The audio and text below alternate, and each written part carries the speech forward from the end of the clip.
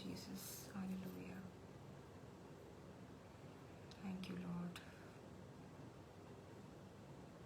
Thank you, Jesus. Thank you, Jesus. Worship you, Lord. Worship you, Jesus. Thank you, Lord. Hallelujah. Thank you, Jesus. Thank you, Jesus. Thank you, Lord. Holy Spirit, take control. Praise the Lord, brothers and sisters. आप सबको जय मसीह की, प्रभु यीशु मसीह के जीवित और सामर्थी नाम में मैं आप सबका स्वागत करती हूँ लूक 4:18 फेलोशिप के एक और लाइव प्रेयर सेशन में। I welcome you all in the mighty name of Jesus Christ. आइए एक छोटी सी दुआ करें हम, और इस प्रार्थना के वक्त को यीशु मसीह के हाथों में सौंपते हुए आइए जीसस के नाम से एक छोटी सी प्रार्थना करते हैं। Hallelujah, hallelujah, hallelujah. धन्यवाद यीशु। खुदावंद यीशु मसीह, आपके जीवित और सामर्थी नाम से एक बार फिर से हम यहाँ मौजूद होते हैं प्रभु, और धन्यवाद देते हैं परमेश्वर कि आप हम सब के बीच में उपस्थित हैं, उपस्थित रहेंगे। हम इस वक्त को यीशु मसीह आपके सामर्थी हाथों में सौंप देते हैं। जुड़ने वाले एक एक भाई बहन को खुदावंद यीशु मसीह आपके हाथों में सौंप देते हैं।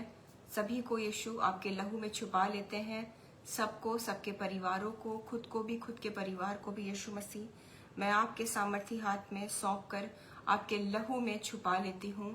इस पूरे सेशन को यीशु मसीह आपके हम जोरावर हाथों में पूरी तरह से समर्पित कर देते हैं, और हम पवित्र आत्मा की अगुवाई को मांगते हैं। मेरे ज़बान पर होने दीजिए प्रभु यीशु की सिर्फ और सिर्फ आपके ही वचन, और हर एक अल्फाज सिर्फ यीशु आपकी ओर से आने पाए, ना एक शब्द कम ना एक शब्द ज़्यादा, लेकिन वही वचन जो आज आप चाहते हैं कि हमसे बात कर कि हमसे हम तक पहुँचाएं प्रभु जी, वही वचन आप मेरे ज़बान पर रखिए, और ना एक शब्द कम ना एक शब्द ज़्यादा, और ना कोई ऐसी और बात हो प्रभु, लेकिन सिर्फ वही जो आज आप मेरे ज़रिए से आप हम सबों को आज बताना चाहते हैं, उसी वचन को मैं मांगती हूँ प्रभु जी कि आप अपने पवित्र आत्मा के ज़रिए से मेरे ज़बान पर रखिए, आपके पवित्र आत्मा के कब्जे से मेरे ज़बान से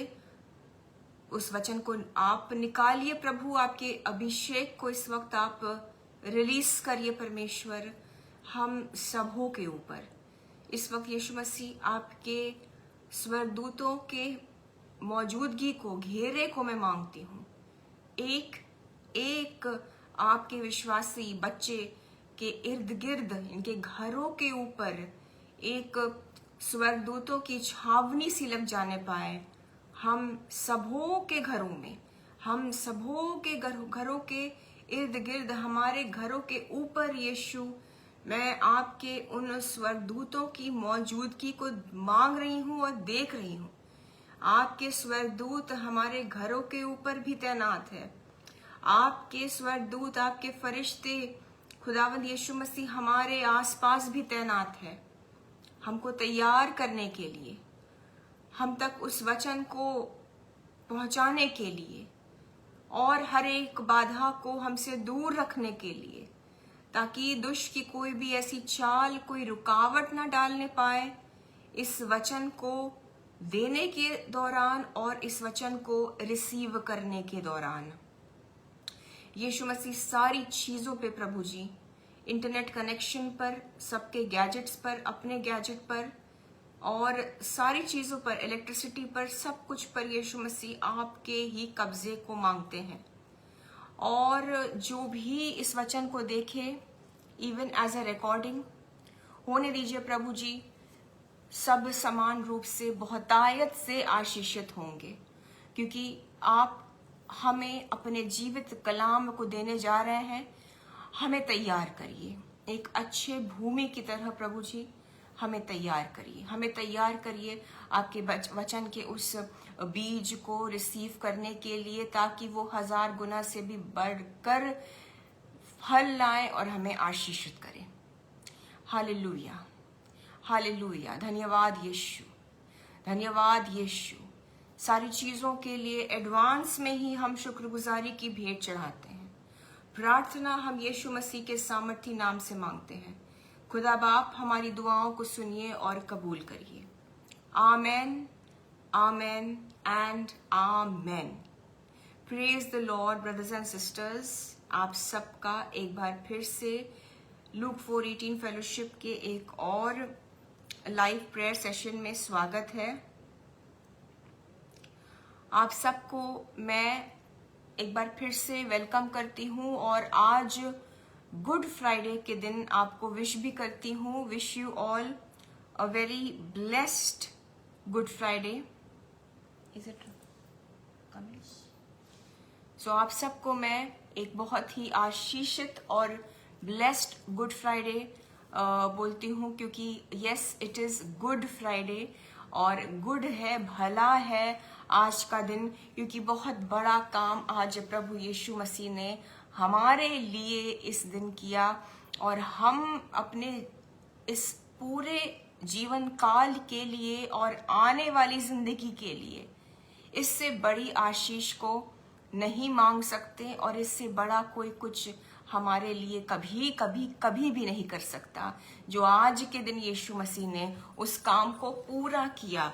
सो बिकॉज जीसस ने पूरा किया, एक अकम्प्लिशमेंट हुआ, सब जो कुछ भी खुदा बाप की ओर से था वो सब कुछ मुकम्मल तौर से पूरा हुआ, इसलिए it is a good Friday. बहुत खुशी का दिन है हम विश्वासियों के लिए जो मसीह में जीवित है और हमेशा रहेंगे। हमारे लिए आज गुड फ्राइडे कोई शोक का दिवस है ही नहीं। एंड मैं जानती हूँ आप सब इस बात से वाकिफ है, आप भी इस बात से भली भांति इत्तेफाक रखते हैं। सो आइए, कितनी भली बात है कि आज हम, हालांकि आप सब अपने अपने चर्चेस में मोस्टली सब गए होंगे, लेकिन फिर से हम प्रभु की हुजूरी में बैठे हैं। हमने वचन सुना था चर्च में भी और प्रभु यीशु मसीह के लास्ट वर्ड्स भी आप सुने होंगे या नहीं भी सुने होंगे तो भी नो प्रॉब्लम। आज आपको यीशु मसीह आज के लिए वचन, आज के लिए आहार, गुड फ्राइडे के दिन आपको पोषण देने वाले हैं वंस अगेन, एक बार फिर से। सो आइए हम तुरंत वचन में चलेंगे। और मैं आज जब वचन की तैयारी कर रही थी, इनफैक्ट मुझको लग रहा था कि आज का वचन जो खुदावंद यीशु मसीह अपने पवित्र आत्मा की अगुवाई से देते हैं, हमेशा हमें देते हैं बाय गॉड्स ग्रेस, मुझे लगा था कि आज का वचन कुछ ऐसा होगा जो हम जो चर्चेस में सुनते हैं उससे कुछ कनेक्टेड होगा। हालांकि यीशु मसीह कोई पैटर्न के अधीन नहीं है, उनकी जो इच्छा होती है उसी हिसाब से वो हमेशा करते हैं और उनकी मर्जी को हम मांगते भी हैं और मानते भी हैं। आमेन। सो वो चीज़ तो नहीं लगी मुझे, लेकिन वचन बड़ा रेलेवेंट है और यीशु की मर्जी है कि आज हम एक जगह के बारे में जानें। जी हाँ, ये एक छोटी सी जगह, ये एक छोटा सा गांव जो कि यरूशलेम में है और आज भी है, और ये ऐसी जगह जहां पर यीशु मसीह ने ये लास्ट का सप्ताह, इनके जो बाइबल बताती है इनका जो लास्ट वीक था, जिसको हम होली वीक के तौर से मनाते आ रहे हैं। हम होली वीक में इस पूरे हफ्ते थे, अभी गुड फ्राइडे है और tomorrow is Holy Saturday and then it is Easter Sunday या रेजरेक्शन डे या पुनरुत्थान का दिवस, जो भी आप कहते हैं। सो जो होली वीक जिसको हम बहुत ही ऑस्पिशियस मानते हैं, बहुत ही रेवरेंस में रखते हैं, बड़ा आदर और बड़ा ही उस टाइप का एक प्रार्थना वाला समय हम बिताते हैं। इस होली वीक को जब आप बाइबल में देखेंगे कि यीशु मसीह की क्रूसिफिक्शन उनको सूली पर चढ़ाने से पहले जो उनका ये होली वीक इन्होंने बिताया वो बेथनी में बिताया। बेथनिया, जिसको हम हिंदी में भी बोलते हैं बेथनिया, बेथनी, ये एक छोटी सी जगह, ये एक छोटा सा गांव, लेकिन अगर जीसस ने अपने लास्ट का जो इस पृथ्वी पर मनुष्य के रूप में जो एक आखिरी सप्ताह बिताया, जब ये मनुष्य रूप में यहां पर थे, वो इसी छोटी जगह पर बिताया। सो जरूर कोई बात है बेथनी के बारे में, जरूर कुछ खास है बेथनी में। सो आइए सबसे पहले देखते हैं कि बेथनी है क्या, कहाँ। और जैसे कि मैंने कहा, Bethany it is a small village, एक छोटा सा गांव है जो आज भी है, और तकरीबन 3 किलोमीटर यरूशलेम के ईस्ट को, it is to the east of Jerusalem, 3 kilometre की दूरी पर है। और बेथनी जो वर्ड है, जिस हिब्रू या एरेमिक ट्रांसलेशन को हम देखते हैं, जो ओरिजिनल वर्ड है बेथनी, उसका मतलब क्या है। अब देखिए, मतलब जानना बहुत जरूरी होता है, क्योंकि किसी भी नाम के पीछे जब हम मतलब देखते हैं, उसका फल भी वैसा ही होता है। सो बेथनी का मतलब है हाउस ऑफ फिग्स, अंजीर, अंजीर की जगह, हाउस ऑफ फिग्स, या फिर हाउस ऑफ डेट्स, डेट्स यानी कि खजूर, हाउस ऑफ डेट्स, खजूर। क्यों? क्योंकि बेथनी में इफरात से अबंडेंस में ये फिग्स जो अंजीर है, ये खजूर, ऑलिव ट्रीज, ये सब अबंडेंस में पाए जाते थे। बेथनी में there was abundance of figs, olive trees, palm trees, yes, palm trees, क्योंकि इफरात से ये सारी चीजें थी, इसलिए ये सिंबलाइज करता है। ये क्या दर्शाता है? जब ऐसी चीजें जिससे नरिशमेंट मिलती है, जैसे कि ऑलिव, जैतून, जिसका तेल यूज होता था उस जमाने में, अभी भी यूज होता है कुकिंग में, और खजूर, जिसको भी चलते फिरते लोग उस जमाने में खाते थे, क्योंकि वो आप समझ सकते हैं उस जमाने के खजूर में, उस जमाने के अंजीरों में और अब के में बहुत फर्क था। यीशु मसीह भी जब गुजर रहे थे बेथनी से निकल के, तो उन्होंने अंजीर के पेड़ पर अंजीर ढूंढा, क्योंकि वो भूखे थे, और अंजीर न पाकर प्रभु ने उस पेड़ को कोस दिया और वो पेड़ जड़ से मर गया। सो आप समझ पा रहे हैं, इफरात से अंजीर के पेड़, इफरात से खजूर के पेड़, इफरात से ऑलिव ट्रीज का होना, यानी कि वो जगह बहुत ही प्रॉस्परस जगह मानी जा सकती, बहुत समृद्ध, वहां सिक्योरिटी थी, वहां प्रॉस्पेरिटी था, वहां पर नरिशमेंट था, क्योंकि ये सारी चीजें खा के लोग अपने आप को न सिर्फ पेट भरते थे, लेकिन पौष्टिक चीजें थी, ये नेचुरल चीजें थी, उनमें कोई भी केमिकल, पेस्टिसाइड्स या ऐसी चीजें नहीं थी जो आजकल के अंजीरों में या आजकल के खजूर में पाई जाती है। आप समझ पा रहे हैं? सो बिकॉज ये चीजें इतनी ज्यादा थी, वो जगह हम कह सकते हैं इट वॉज नरिशमेंट की जगह और एक सिक्योरिटी की जगह, क्योंकि वहां खाना भी था। और आप जानते हैं वो उसको एक और नाम से भी बुलाया जाता था। हम बेथनी की बात कर रहे हैं, बेथनी, आप में से जो भी अब जुड़े हैं, बेथनी की बात हो रही है यहाँ पर। सो बेथनी को house of figs, house of dates, Hebrew या एरेमिक ट्रांसलेशन की बात कर रही हूं यहाँ, और house of poor, house of poor भी बताया जा रहा था। हाउस ऑफ पुअर भी कहते थे इसको, इसका ट्रांसलेशन हाउस ऑफ पुअर। कहां? तो वहां पर इतनी सारी चीजें इफरात से है, जिसको लोग कनेक्ट करते हैं प्रॉस्पेरिटी से, अमीर होने से। आप समझ पा रहे हैं? और इसको हाउस ऑफ पुअर और हाउस ऑफ अफ्लिक्शन, यानी कि एक ऐसी जगह जहां सताव, जहां गरीबी से इसको कनेक्ट किया जा रहा है। आपको पता है क्यों? क्योंकि ये दोनों ऑपोजिट हैं। क्योंकि इतनी ज्यादा वहां पर, अगर हम कह सकते हैं, इतना प्रॉस्पेरिटी होने के बाद भी, सिक्योरिटी होने के बाद भी उनके पास खाने पीने की कोई कमी नहीं थी, लेकिन वो सेल्फिश नहीं थे।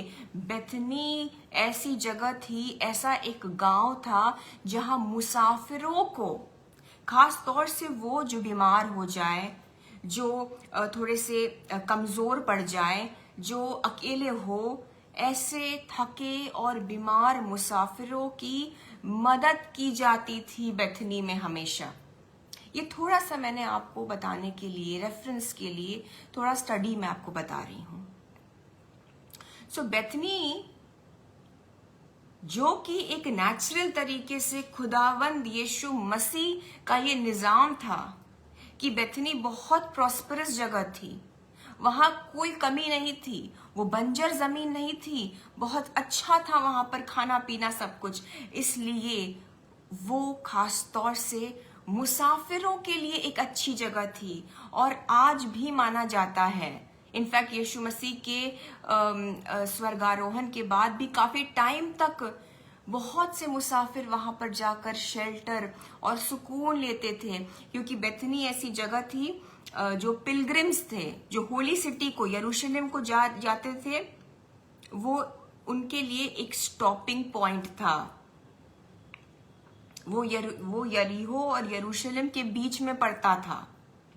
सो मुसाफिर जो भी वर्शिप करने के लिए यरूशलेम जाया करते थे, बेथनी में जरूर रुक के वो वहां पर कुछ देर के लिए वहां के अंजीर, वहां के खजूर खाकर, तृप्त होकर, उन पेड़ों की छांव में बैठकर अपने आप को रिस्टोर करके, रिफ्रेश करके, अपनी ताकत को फिर से वापस पाकर अपने जर्नी में आगे बढ़ते थे। और इस तरीके से एक्सक्यूज मी, हम समझ सकते हैं कि बेथनी एक आराम की जगह थी। और यही वजह थी ब्रदर्स एंड सिस्टर्स कि प्रभु यीशु मसीह भी जब भी अपनी सेवकाई को यरूशलेम में करते तो हमेशा बेथनी को ही उन्होंने चुना।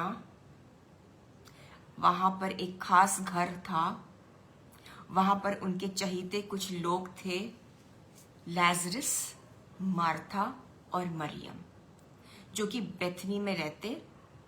और वो हमेशा यीशु मसीह को अपने, उनके चेलों के साथ, जब वो सेवकाई करते करते थक जाते, हो सकता वहां के आसपास की जगहों पर जाकर यरूशलेम में ही उनकी मिनिस्ट्री चल रही होती, लेकिन जब उनको आराम करना होता, एक रिफ्रेशमेंट की जगह, तो यीशु और उसके चेले बेथनी में आते, लाजरस, मार्था और मरियम के घर में आते, क्योंकि ये 3 जन थे जो खुदावंद यीशु मसीह को विथ लव और आदर के साथ और बड़े ही मान सम्मान के साथ और बड़े ही सेवा भाव के साथ वेलकम करते, सराखों पे रखते। जीसस मेरे ख्याल से वो बोलते बाद में, उनके सामने जो उनको चाहिए, उनको जैसे ही वो आते, उस जमाने का कल्चर भी था, हाथों पैरों को वो तुरंत उनके धोते और उनकी वजह से चेलों को भी बड़ा मान और सत्कार मिलता, क्योंकि वो भी सेवकाई में थे, यीशु के साथ साथ चलते थे। मैं समझती हूँ यीशु मसीह भूखे आते होंगे और उनके लिए उनके कहने से पहले उनके लिए, उनके चेलों के लिए वहां मेज सज जाती, बेस्ट खाने का इंतजाम होता। क्योंकि एग्जैक्टली हम यही देखेंगे लूका के 10 में, कैसे कब जब एक बार यीशु मसीह वहां पहुंचते हैं, और लिखा है लूका के 10 में 39 से लेके 42 आयत। मैं शायद सारी वर्सेस ना पढ़ूं आपके लिए, आप पढ़ लीजिएगा। Gospel of Luke chapter 10 versus 39 to 42। सो क्या होता है कि वन ऑफ द टाइम्स है ये जब यीशु मसीह शायद फिर से अपने आप को थोड़ा सा रिफ्रेश करने के लिए, सुनिए, खुदा को भी आराम करने की जरूरत थी, क्योंकि वो fully God and fully man वो उस वक्त थे। और जहां वेलकम होते हैं यीशु मसीह, जहां उनकी उपस्थिति को हम रिसीव करते हैं, वहां यीशु मसीह बार बार जाते हैं। आमेन। वहां यीशु मसीह बार बार जाते हैं, बार बार जाते हैं। और अब क्योंकि वो यीशु मसीह इज फुल्ली गॉड, वो वहीं बस जाते हैं, वो वहीं रह जाते हैं। पवित्र आत्मा की हुजूरी, जीसस का जो एक पावरफुल प्रेजेंस है, खुदा बाप की मौजूदगी हमेशा के लिए वही ठहर जाती है। सो यीशु आते हैं लाजरस के घर में, और 39 वर्स से मैं आपके लिए पढ़ूंगी। तो मरियम जो उसकी बहन थी, वह प्रभु के चरणों में बैठकर उसका वचन सुनती थी। और बाकी का आपको पता भी है। मार्था क्या कर रही थी? वो 40वीं आयत में लिखा है, परंतु मार्था सेवा करते करते घबरा गई और उसके पास आकर कहने लगी, हे प्रभु, क्या तुझे कुछ भी चिंता नहीं कि मेरी बहन ने मुझे सेवा करने के लिए अकेले ही छोड़ दिया? इसलिए उससे कह कि मेरी सहायता करे। और मैं समझ सकती हूँ मार्था पे क्या गुजर रही होगी, क्योंकि वो सब कुछ करना चाह रही होगी। और शायद उन लोगों ने कुछ डिसाइड भी किया होगा कि हम काम बांट लेंगे। लेकिन मरियम यीशु मसीह के आते ही उनके चरणों पर बैठकर क्या करने लगी? वचन सुनने लगी। मार्था ने भी जरूरी काम करना चाहा, क्योंकि यीशु तो वहां पर रिफ्रेश होने आए थे। बट मार्था अपने कामों में भूल गई कि ये तो खुदा है, मुझे वचन भी तो लेना है। मैं खुदा को क्या सर्व करूं, मैं पहले खुद तो फिल हो जाऊं। हालांकि मार्था का ऐसा करना गलत नहीं था, लेकिन वो फ्रस्ट्रेट हो गई। जब फ्रस्ट्रेशन लगे आपको, जब आप अपने कामों में फ्रस्ट्रेट हो जाए, जब शायद आप सेवकाई में ही फ्रस्ट्रेट हो जाए, जब शायद आप प्रार्थना करते करते ही फ्रस्ट्रेट हो जाए, हताश हो जाए, मार्था की तरह आपको लगे मैं कहां तक और कितना करता रहूंगा, कितना करती रहूंगी, सो इस वचन को याद कर लीजिएगा। उस वक्त मार्था के रोल को स्विच करके आप मरियम के रोल में आ जाइए, क्योंकि एक बहन वो मरियम भी थी जो यीशु मसीह के कदमों पर बैठकर क्या कर रही थी? वचन ले रही थी और कुड़कुड़ा रही नहीं थी, कुड़कुड़ा नहीं रही थी। मैं फिर से रिपीट करूंगी, जो वचन को ग्रहण कर रही थी वो नहीं कुड़कुड़ा रही थी, वो नहीं फ्रस्ट्रेट हो रही थी। कहीं ना कहीं दुनिया की चिंताओं से वो धीरे धीरे दूर हो गई। वो भी यीशु मसीह को एक भक्ति भाव में सर्व करना चाह रही थी, वो आलसी नहीं थी। लेकिन जब वचन आता है, वचन आपको वर्ल्ड से कट ऑफ कर देगा। वो रिलैक्स थी, वो पुरसुकून थी। कुड़कुड़ा कौन रहा था? कुड़कुड़ाना वहां था जहां वचन का पहुंचना मुश्किल हो रहा था, क्योंकि वो अपने कामों को ओढ़कर, अपने कामों के अंदर घुसकर, अपने कामों में फंसी हुई थी। आप समझ पा रहे हैं? सो अगर फ्रस्ट्रेट फील कर रहे हैं, वचन पढ़ना शुरू करिए, क्योंकि इसी चीज की सराहना भी यीशु मसीह ने करा। इसी चीज की सराहना यीशु ने की, इसी चीज को अप्रिशिएट किया यीशु ने। ये नहीं कि मार्था का काम गलत था, और मार्था ने भी जरूरी काम किया, और मार्था शायद ज्यादा सेंसिबल थी, वो मैच्योर्ड भी थी। लेकिन सराहना की गई मरियम की, क्योंकि जो फल था साफ दिख रहा है। मरियम शांति से वचन सुन रही थी, और शायद और पीस और शांति को एंजॉय कर रही थी, इतना कि वो भूल गई संसार के टेंशन्स को, कट ऑफ हो गई। और कट ऑफ होना जरूरी है, कट ऑफ होना जरूरी है रोज। अब तो मेडिकल साइंस की तरफ से भी ये प्रूवन है कि आपको डेली बेसिस पर अपने जॉब से, अपने कामों से, इवन अगर आप एक हाउसवाइफ हैं, आपको कट ऑफ होना है। आपको कट ऑफ होना है सब स्ट्रेस से। कुछ दुनियावी लोग मेडिटेशन या योगा या ऐसी चीजों के लिए एडवाइस करते हैं, हमारे पास तो वचन है। मरियम कट ऑफ हो गई थी। अब क्या होता है जब मार्था कुड़कुड़ाती है, तो प्रभु यीशु मसीह कहते हैं 41वीं आयत एंड 42वीं आयत, हम लूका के 10 पर है। प्रभु ने उसे उत्तर दिया, मार्था हे मार्था, तू बहुत बातों के लिए चिंता करती और घबराती है। 42 वर्स, परंतु एक बात अवश्य है और उस उत्तम भाग को, देखिए बेस्ट, यीशु मसीह कहते हैं उस उत्तम भाग को, उस बेस्ट भाग को मरियम ने चुन लिया है, जो उससे छीना न जाएगा। वचन आपसे कोई नहीं छीन सकता। अगर आपने अपने आप को वचन से कनेक्टेड रखा, मार्था वचन से कनेक्टेड थी। मार्था यीशु यानी कि स्वयं वचन के पास बैठकर उनके वचन को रिसीव कर रही थी। वो वचन में थी, वो वचन को सुन रही थी, वो वचन से, वो कलाम से घिरी हुई थी। आमेन।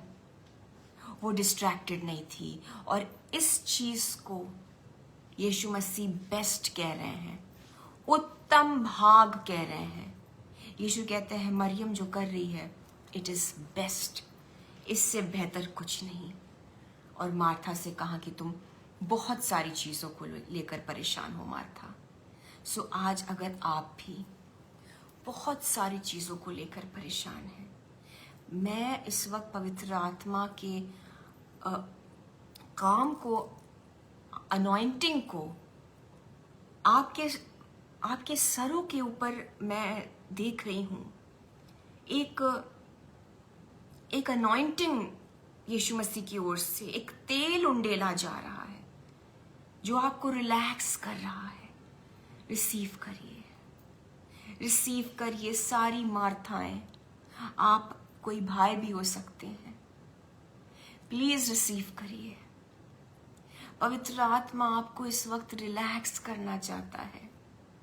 आइए हम भी मरियम की तरह यीशु के चरणों पर बैठकर इस वचन को सुने और हमेशा खुद को वचन से कनेक्टेड रखें, क्योंकि वचन से जहां कट ऑफ हुए, वचन आया हुआ था, वचन स्वयं उनके घर में था, लेकिन एक मरियम थी जिसने वचन से खुद को कनेक्टेड रखा, हुजूरी में यीशु मसीह की बनी रही।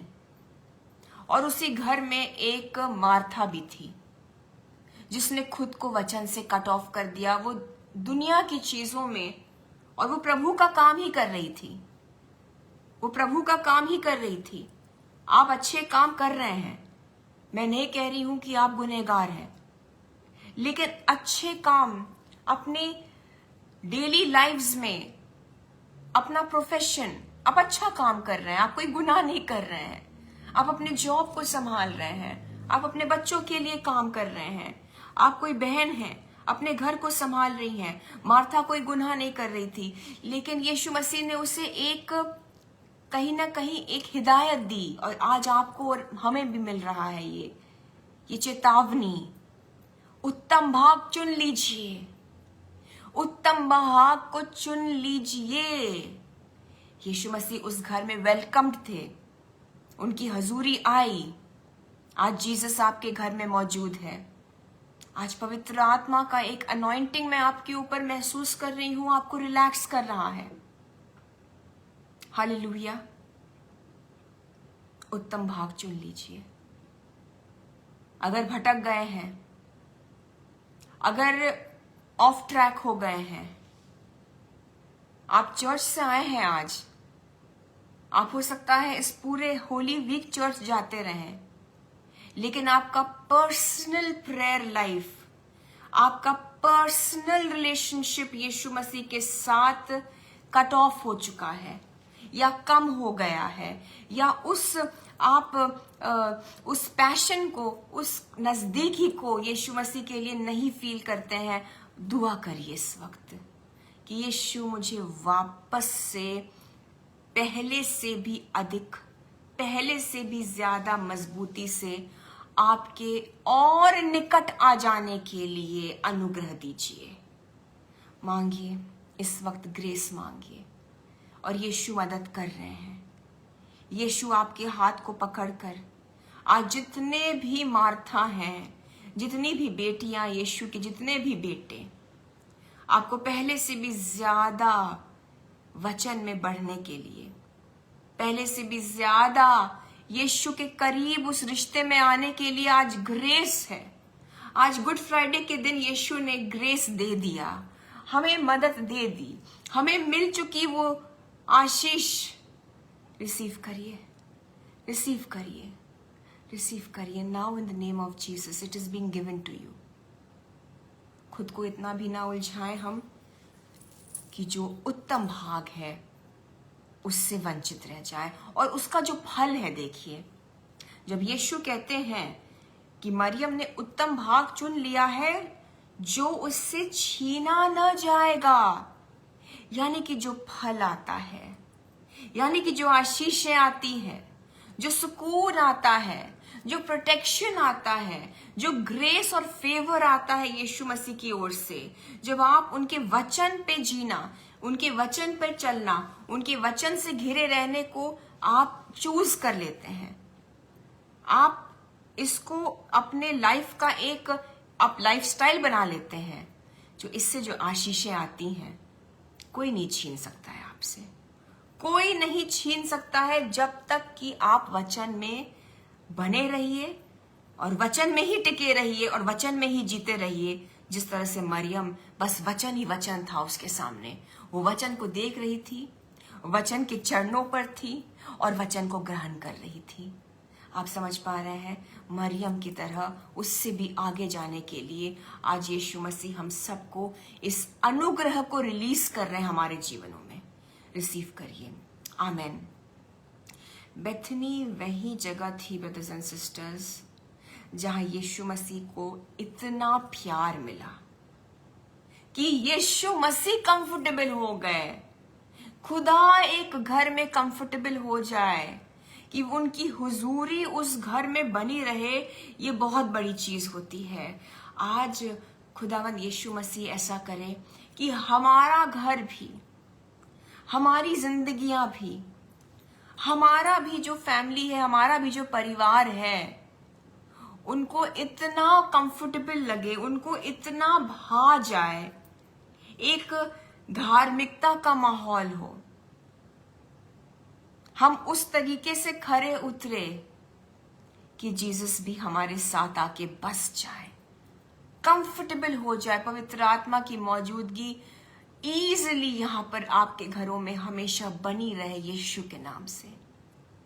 और बेथनी वही जगह थी ब्रदर्स एंड सिस्टर्स जहां यीशु मसीह पहली बार रोए भी, जो कि बाइबल बताती है, यूहन्ना के 11 में लिखा है, पवित्र पुस्तक बाइबल में यूहन्ना के 11 में लिखा है, 3 आयत में क्या होता है, 3 आयत से जो लिखा है कि लाजरस की बहनें थी, वो बहुत बीमार होता है, तो वो संदेशा भेजती है यीशु मसीह को कि हे प्रभु देख, जिससे तू प्रीति रखता है वह बीमार है। इन लोगों को पता था, इस फैमिली को मालूम था, ये बहनें जानती थी कि प्रभु यीशु मसीह लाजरस से बहुत प्रेम करते हैं। सो ये कहती हैं कि जिससे तू प्रीति रखता है वो बीमार है।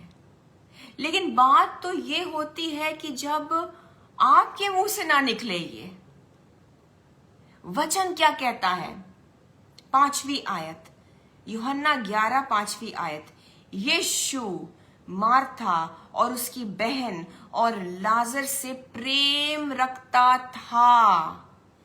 मेरे ख्याल से बहुत ही कम लोग हैं जिनके बारे में बाइबल में इस तरीके से लिखा गया है कि यीशु मसीह उनसे प्रेम रखता था। ये फैमिली स्पेशल थी। मेरी दुआ है कि आपका परिवार लाजरस, मार्था और मरियम के परिवार से भी कहीं ज्यादा खास हो जाए यीशु मसीह के लिए, कि स्वर्गदूत भी आपके बारे में कहे, हमारे बारे में कहे कि ये परिवार, ये है वो जन जिससे यीशु मसीह बेहद प्रेम करते हैं। मेरी दुआ है आप में से एक एक के लिए इस वक्त आप दुआ भी करें। कहिए, प्रभु यीशु के नाम से हम मांगते हैं, खुदा बाप, मेरा वो परिवार ऐसा होने पाए, मेरी फैमिली ऐसी हो जिसके बारे में स्वर्गदूत भी बोले, रिकॉर्ड हो कि यीशु मसीह इस फैमिली से बहुत प्रेम करते हैं। बोलिए, मांगिए। बाइबल बताती है, बाइबल में ऐसे बहुत कम लोग होंगे जिसके बारे में इस तरह के, मुझे नहीं पता किसके और बारे में ऐसा लिखा होगा। ऑनेस्टली मुझे इस वक्त आई डोंट थिंक कोई और के बारे में याद आ रही है। हाँ, जॉन दी अपोस्टल तो थे प्रभु के चहीते, लेकिन सुनिए फिर से क्या लिखा है। यूहन्ना का 11:5 बाइबल बताती है, और ये बाय द वे ये यूहन्ना ही बता रहे हैं। ये वही अपोस्टल जॉन जो खुद को यीशु मसीह के खास जानते, मानते और थे भी। कितनी बड़ी बात है बताइए। प्रभु का इतना प्रिय जन, प्रभु यीशु का शिष्य, मोस्ट चहीता शिष्य कहता है यीशु मार्था और उसकी बहन और लाजर से प्रेम रखता था। एक पर्सनल रिलेशनशिप। जब एक आप इस तरीके के घनिष्ठ नजदीकी वाले रिश्ते में उठते बैठते यीशु के साथ आ जाएंगे, सो ये फिर आपको ट्राई नहीं करना पड़ेगा। ये हो चुका है यीशु के नाम से। आप हैं यीशु के खास, और यीशु के खास थे वो। फिर भी अब मेरी बात सुनिए। जब मार्था उससे कहती है कि जीसस, आप जिससे बहुत प्रेम करते हैं, लाजरस वो बहुत बीमार है,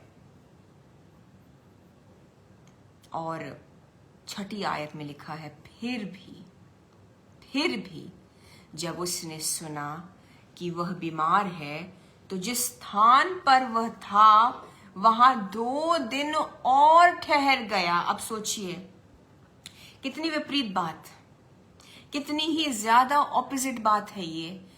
यीशु मसीह को क्या चाहिए था कि लाजर बीमार है, दौड़ के वो जाते।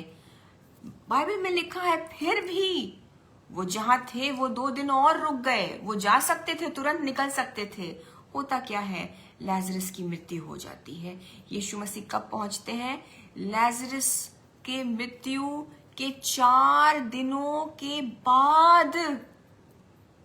अब दुनिया जो देख रही है, मरियम और मार्था से बार बार बहुत से ऐसे लोग होंगे जो कह रहे होंगे, कहाँ है वो यीशु, कहाँ है वो उसके चेले, कहाँ है आज जब तुम्हारे परिवार को सबसे ज्यादा जरूरत है उसकी, कहाँ है जब लाजरस तुम्हारा भाई सो गया है परमेश्वर में। तुमने तो बोला था यीशु से, तुमने तो कहा था कि लाजर बीमार है, यीशु तब भी नहीं आया। लाजर मर गया, यीशु अब भी नहीं आया। लाजर को दफना दिया, यीशु तब भी नहीं आता है। सब लोग पूछ रहे होंगे, आपकी प्रार्थना पहुंच चुकी होगी, आपने न जाने किस चीज के लिए दुआ मांगी, और आज आप कहते हैं जीसस ये डेडलाइन आ गया है, किसी लोन के पेमेंट का बिल्कुल आप एंड उस कगार पे हैं। आप प्रार्थना कर चुके, और जब आपने पहली बार प्रार्थना करी तब से लेके आज तक कंडीशन शायद और वर्स हो गया। लेकिन I want to tell you this today, it is never too late, it is never too late. क्योंकि यीशु मसीह का जो टाइमिंग है ना, हिज टाइमिंग इज एवरीथिंग, और वो हम समझ ही नहीं सकते। हाँ, फ्रस्ट्रेट हो सकते हैं, but I give glory to Jesus. Martha जब यीशु मसीह वहां 4 दिनों के बाद, उसको लाजर को दफनाने के बाद, लाजर को मरे कितने दिन हो जाते हैं ब्रदर्स एंड सिस्टर्स? 4 दिन के बाद यीशु मसीह इस फैमिली को पहुंचते हैं जिससे सबसे ज्यादा प्रेम करते हैं, जहां बैठ के यीशु मसीह ने कुछ आराम के पल बिताए, वो रिफ्रेश हुए। उस बेथनी में वो वेलकम थे। मेरे ख्याल से बेथनी जब यीशु मसीह आते थे तो उस गांव में एंटर करते ही उनको सबसे पहले लाजरस का घर याद आता होगा, कि सेवकाई करते करते जब थक जाते तो उनके जहन में आता होगा, मैं कब जाऊंगा वहां पर बैठकर उनके डाइनिंग रूम में बैठकर चैन की सांस लूंगा, और मेरी बहनें जो कि लाजरस की बहनें हैं कुछ मुझे खिलाएंगी, कुछ अच्छा खाऊंगा, मैं तृप्त हो जाऊंगा। वो यीशु मसीह 4 दिनों के बाद उसके मरने के पहुंचते हैं। और बहुत सारी बातें होती है। वहां पहुंचने पर यीशु को यह मालूम हुआ कि 17वीं आयत 17th वर्स, हम यूहन्ना के 11 पर है, मैं जल्दी जाऊंगी इस वक्त। वहां पहुंचने पर यीशु को यह मालूम हुआ कि लाजर को कब्र में रखे 4 दिन हो चुके हैं। 21वीं आयत, मार्था ने यीशु से कहा, हे प्रभु, यदि तू यहाँ होता तो मेरा भाई कदापि न मरता। ये अब भी बहुत ही नम्र तरीके से अपने फेथ को लेकिन बता रही है कि यीशु आप होते तो ना होता। 22वीं आयत, और अब भी मैं जानती हूं। Look at that faith. आ गए हैं यीशु आपके जीवन में है। जीसस मौजूद आपके सिचुएशन में। आपका लाजर कब्र में 4 दिनों क्या, 4 सालों क्या, शायद 14 सालों से पड़ा होगा, लेकिन यीशु आ गए हैं। Jesus is present. यीशु आपके जीवन में है। कह दीजिए जीसस से आज फेथ में कह दीजिए, जिस तरह से मार्था ने कहा। 22वीं आयत, और अब भी मैं जानती हूं कि जो कुछ तू परमेश्वर से मांगेगा परमेश्वर तुझे देगा। मतलब कि जीसस, मैं जानती हूं अब भी लाजर है अंदर कब्र में। 4 दिन हो गए हैं, बहुत लेट हो गया है दुनिया के हिसाब से।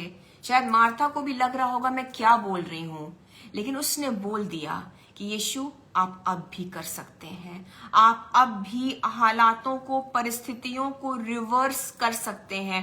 जरा हाथ उठाकर यीशु मसीह से कहिए, यीशु आप आ चुके हैं सीन में। जीसस, ये आपके टाइमिंग में, आप बिल्कुल परफेक्ट टाइमिंग में चलते हैं। वो टाइम मेरा आ गया है। यीशु, मुझे लग रहा है कि बहुत टाइम लग गया। जीसस, मुझे लग रहा है कि हालात और खराब हो गए, परिस्थितियां अब चेंज नहीं हो सकती।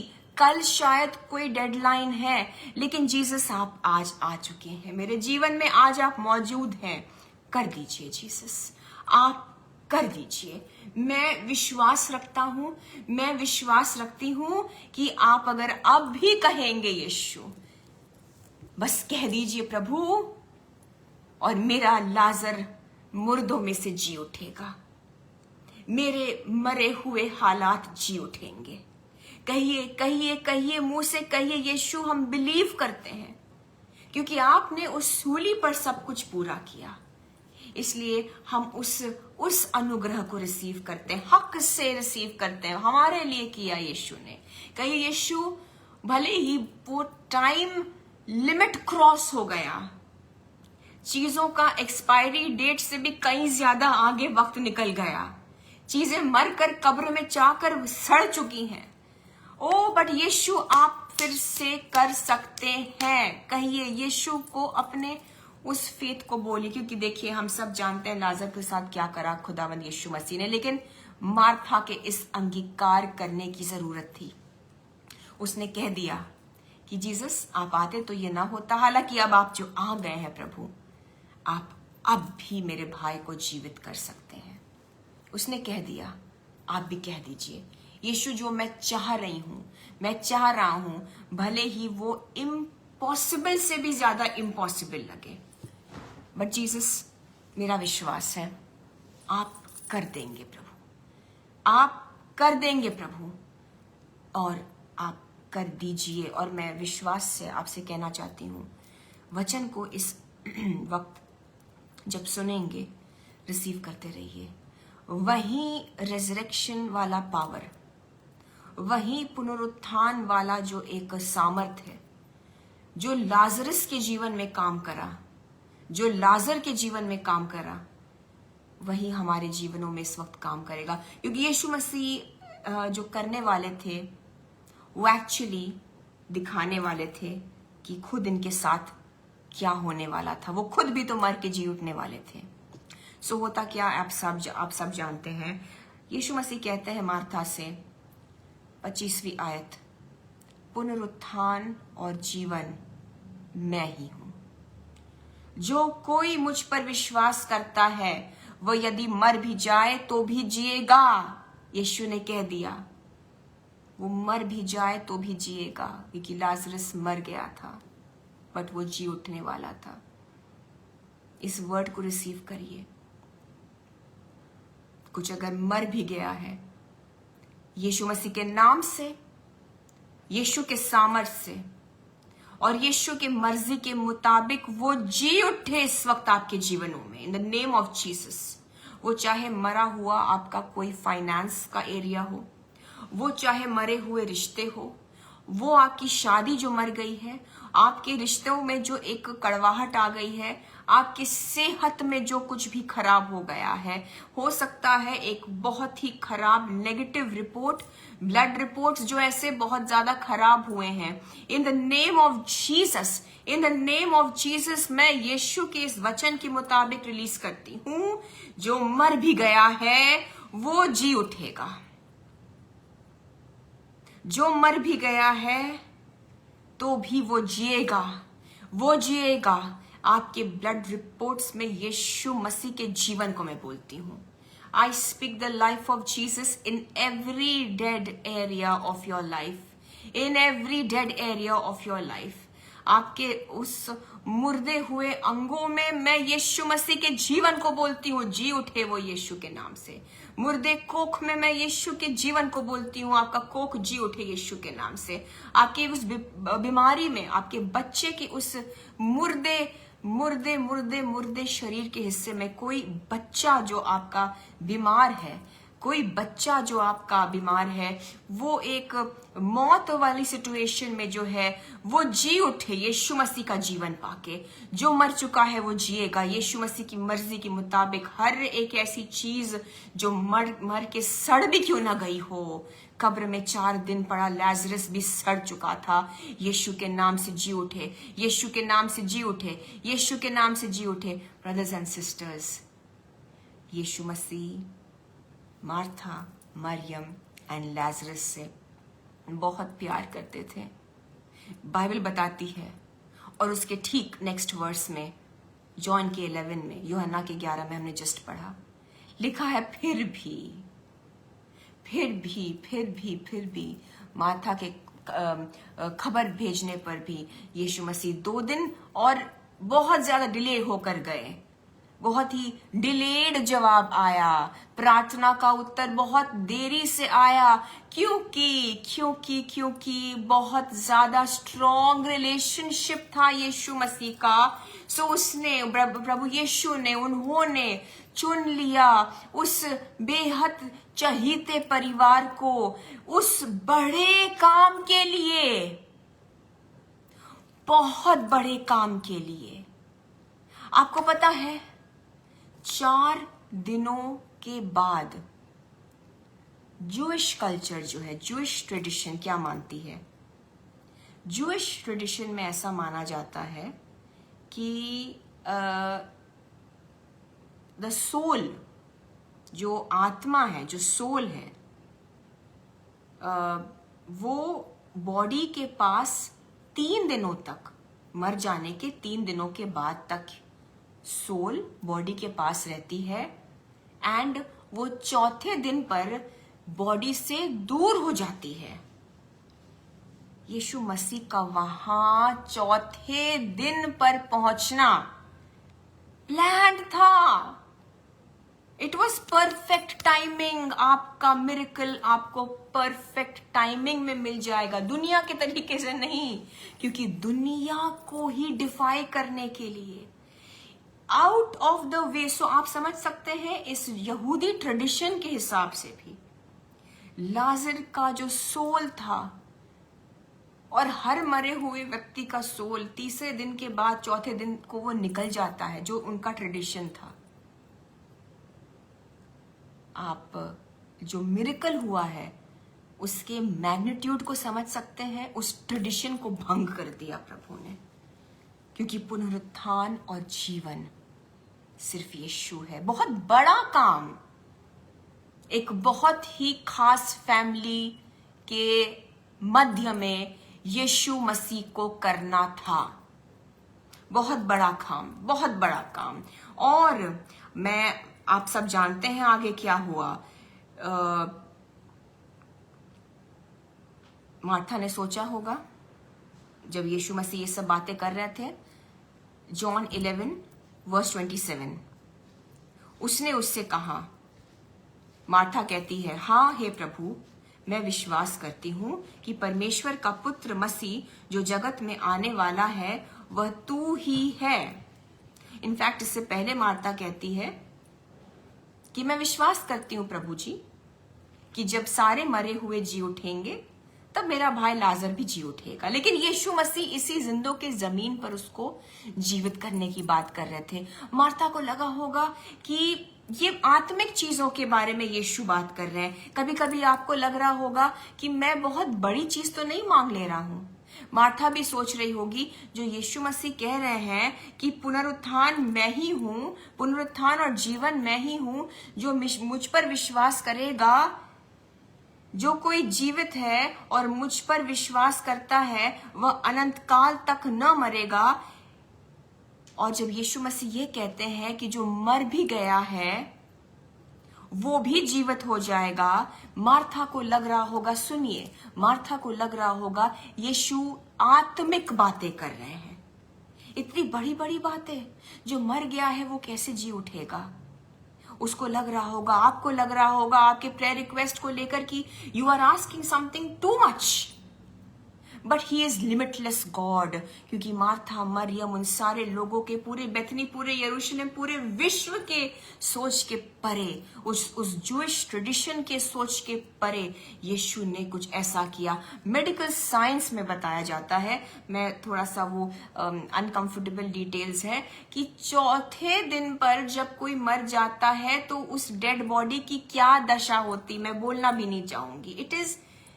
It is beyond repair. आप समझ सकते हैं, जब किसी गाड़ी का एक्सीडेंट हो जाता है, कुछ गाड़ियां आप वर्कशॉप, गराज लेके जाते हैं, वो ठीक हो सकती है। कुछ गाड़ियां इतनी बुरी एक्सीडेंट होती है कि मैकेनिक भी कहता है भाई अब ये स्क्रैप इसका जाएगा, ये बियॉन्ड रिपेयर है।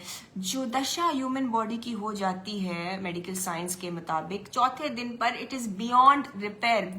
मतलब लाजर किस हाल में था। आपके प्रॉब्लम्स आज लाजर से भी बदतर दशा में हो सकते हैं।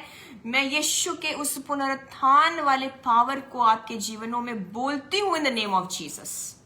इस वचन से उस अनॉइंटिंग को प्लीज रिसीव करिए। यीशु वहां पहुंचते हैं, वो कहते हैं कि कब्र पर से पत्थर को हटाओ। मार्था को लग रहा है ये आत्मिक बात कर रहे हैं। मार्था कहती, प्रभु 4 दिन हो गए हैं, बदबू आ रही होगी। यीशु मसीह मोस्ट वर्स्ट केसेस में जाकर बेस्ट मिरेकल्स को निकालने की क्षमता आज भी रखते हैं, और आपके जीवन में भी वो ऐसा ही करेंगे। यीशु ने वहां पर लाजर को आवाज दी, लाजर निकलता है कब्र से जीवित, और यीशु कहता है उसको लेकर जाओ। 44 वर्स 44, जो मर गया था वह कफन से हाथ पांव बांधे हुए निकल आया और उसका मुंह अंगोछे से लिपटा हुआ था। यीशु ने उनसे कहा, उसे खोल दो और जाने दो। कर दिया यीशु ने, कर दिया यीशु ने। यीशु मसीह के इस वचन से आपके जीवनों में वही अनॉइंटिंग रिलीज होने पाए जो इम्पॉसिबल ट्रेडिशन के हिसाब से, मेडिकल साइंस के हिसाब से, लोगों के विश्वास के हिसाब से शायद आपका भी विश्वास कमजोर पड़ रहा है, लेकिन जीसस का सामर्थ बड़ा है। और अपने पवित्र आत्मा के सामर्थ से जो लाजर मर के सड़ गए हैं, जो केसेस में बदबू आ गई है, जो ट्रेडिशन के हिसाब से, लॉ और नियम कानून के हिसाब से इम्पॉसिबल है, डॉक्टरों के हिसाब से इम्पॉसिबल है, वो इन the name of Jesus perfectly redeem हो जाए, परफेक्टली जी उठे। Miracle miracle miracle miracle in the name of Jesus आपके जीवन में इसी वक्त यीशु के नाम से। यस यस यस, कुछ पन्ने पलट रहे हैं। आपका जो जीवन है, आपकी जिंदगी बहुत टाइम तक एक ही पेज पे, एक ही ट्रैक पर, उसी कब्र में फंसा हुआ था। यीशु मसीह उस पेज को पलट रहे हैं। यीशु मसीह एक नया चैप्टर शुरू कर चुके हैं। लाजरस को नई जिंदगी, लाजरस को नई जिंदगी, लाजर को नई जिंदगी मिल चुकी थी। और not just restoration, I want to tell you, यीशु मसीह ऑनर भी देते हैं। आपकी दुआओं का जवाब सिर्फ उतना तक ही, उतने तक ही सीमित नहीं रखते हैं यीशु। आपके दुआओं के जवाब तक ही यीशु आपको सीमित नहीं रखेंगे। यीशु मसीह ने लाजरस को जब जिंदा किया, तो आपको पता है आज तक लाजरस के जीवित होने के वजह से, लाजरस के ऑनर में उस जगह को आज जो प्रेजेंट डे बेथनी है, it is located on the West Bank in Palestine. आज वो पैलेस्टाइन में है और इट इज नोन एज, वो अभी भी एक गांव है, उसका नाम है अल एजरिया, जिसका मतलब है place of Lazarus.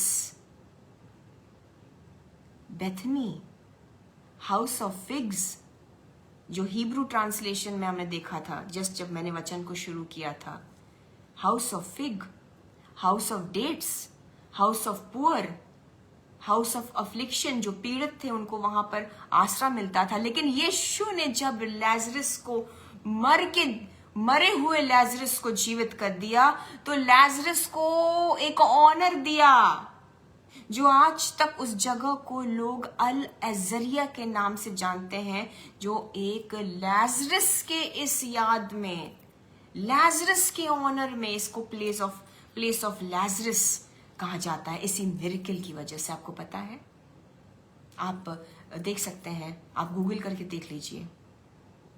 This is the honour, this is the honour. So यीशु मसीह सिर्फ चंगाई नहीं देंगे, यीशु मसीह सिर्फ आपके लोन को नहीं चुकाएंगे, यीशु मसीह सिर्फ आपको गर्व का फल नहीं देंगे, यीशु मसीह सिर्फ अच्छा जीवन साथी नहीं देंगे, वो सम्मान भी देंगे, आपके स्तर को ऊंचा उठाएंगे। और यीशु ने क्या कहा यूहन्ना के 14 उसके 12 में?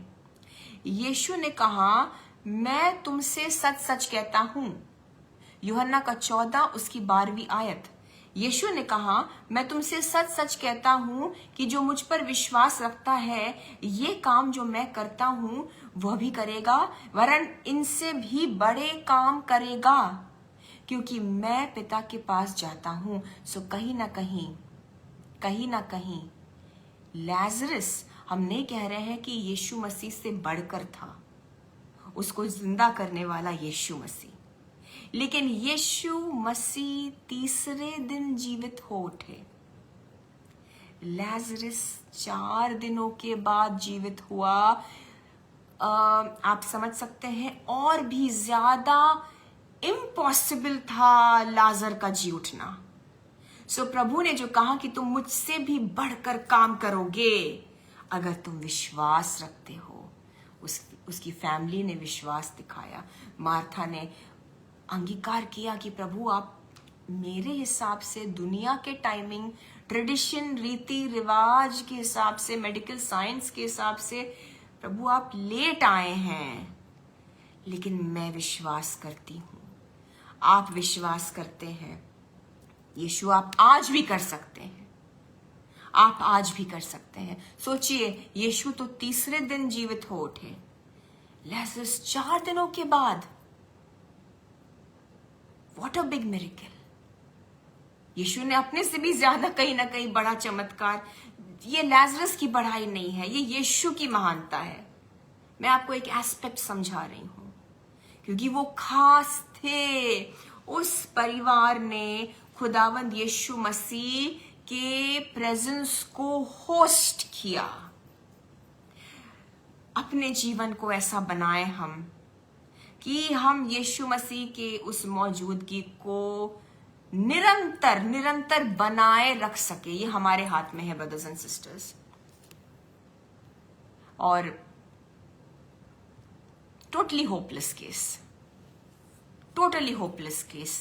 लाजरस का। एक और भी बेथनी में एक और भी होपलेस केस था। एक ऐसा जानवर जिसको दुनिया होपलेस कहती है, जिसको दुनिया गधा कहती है, गधा है ना।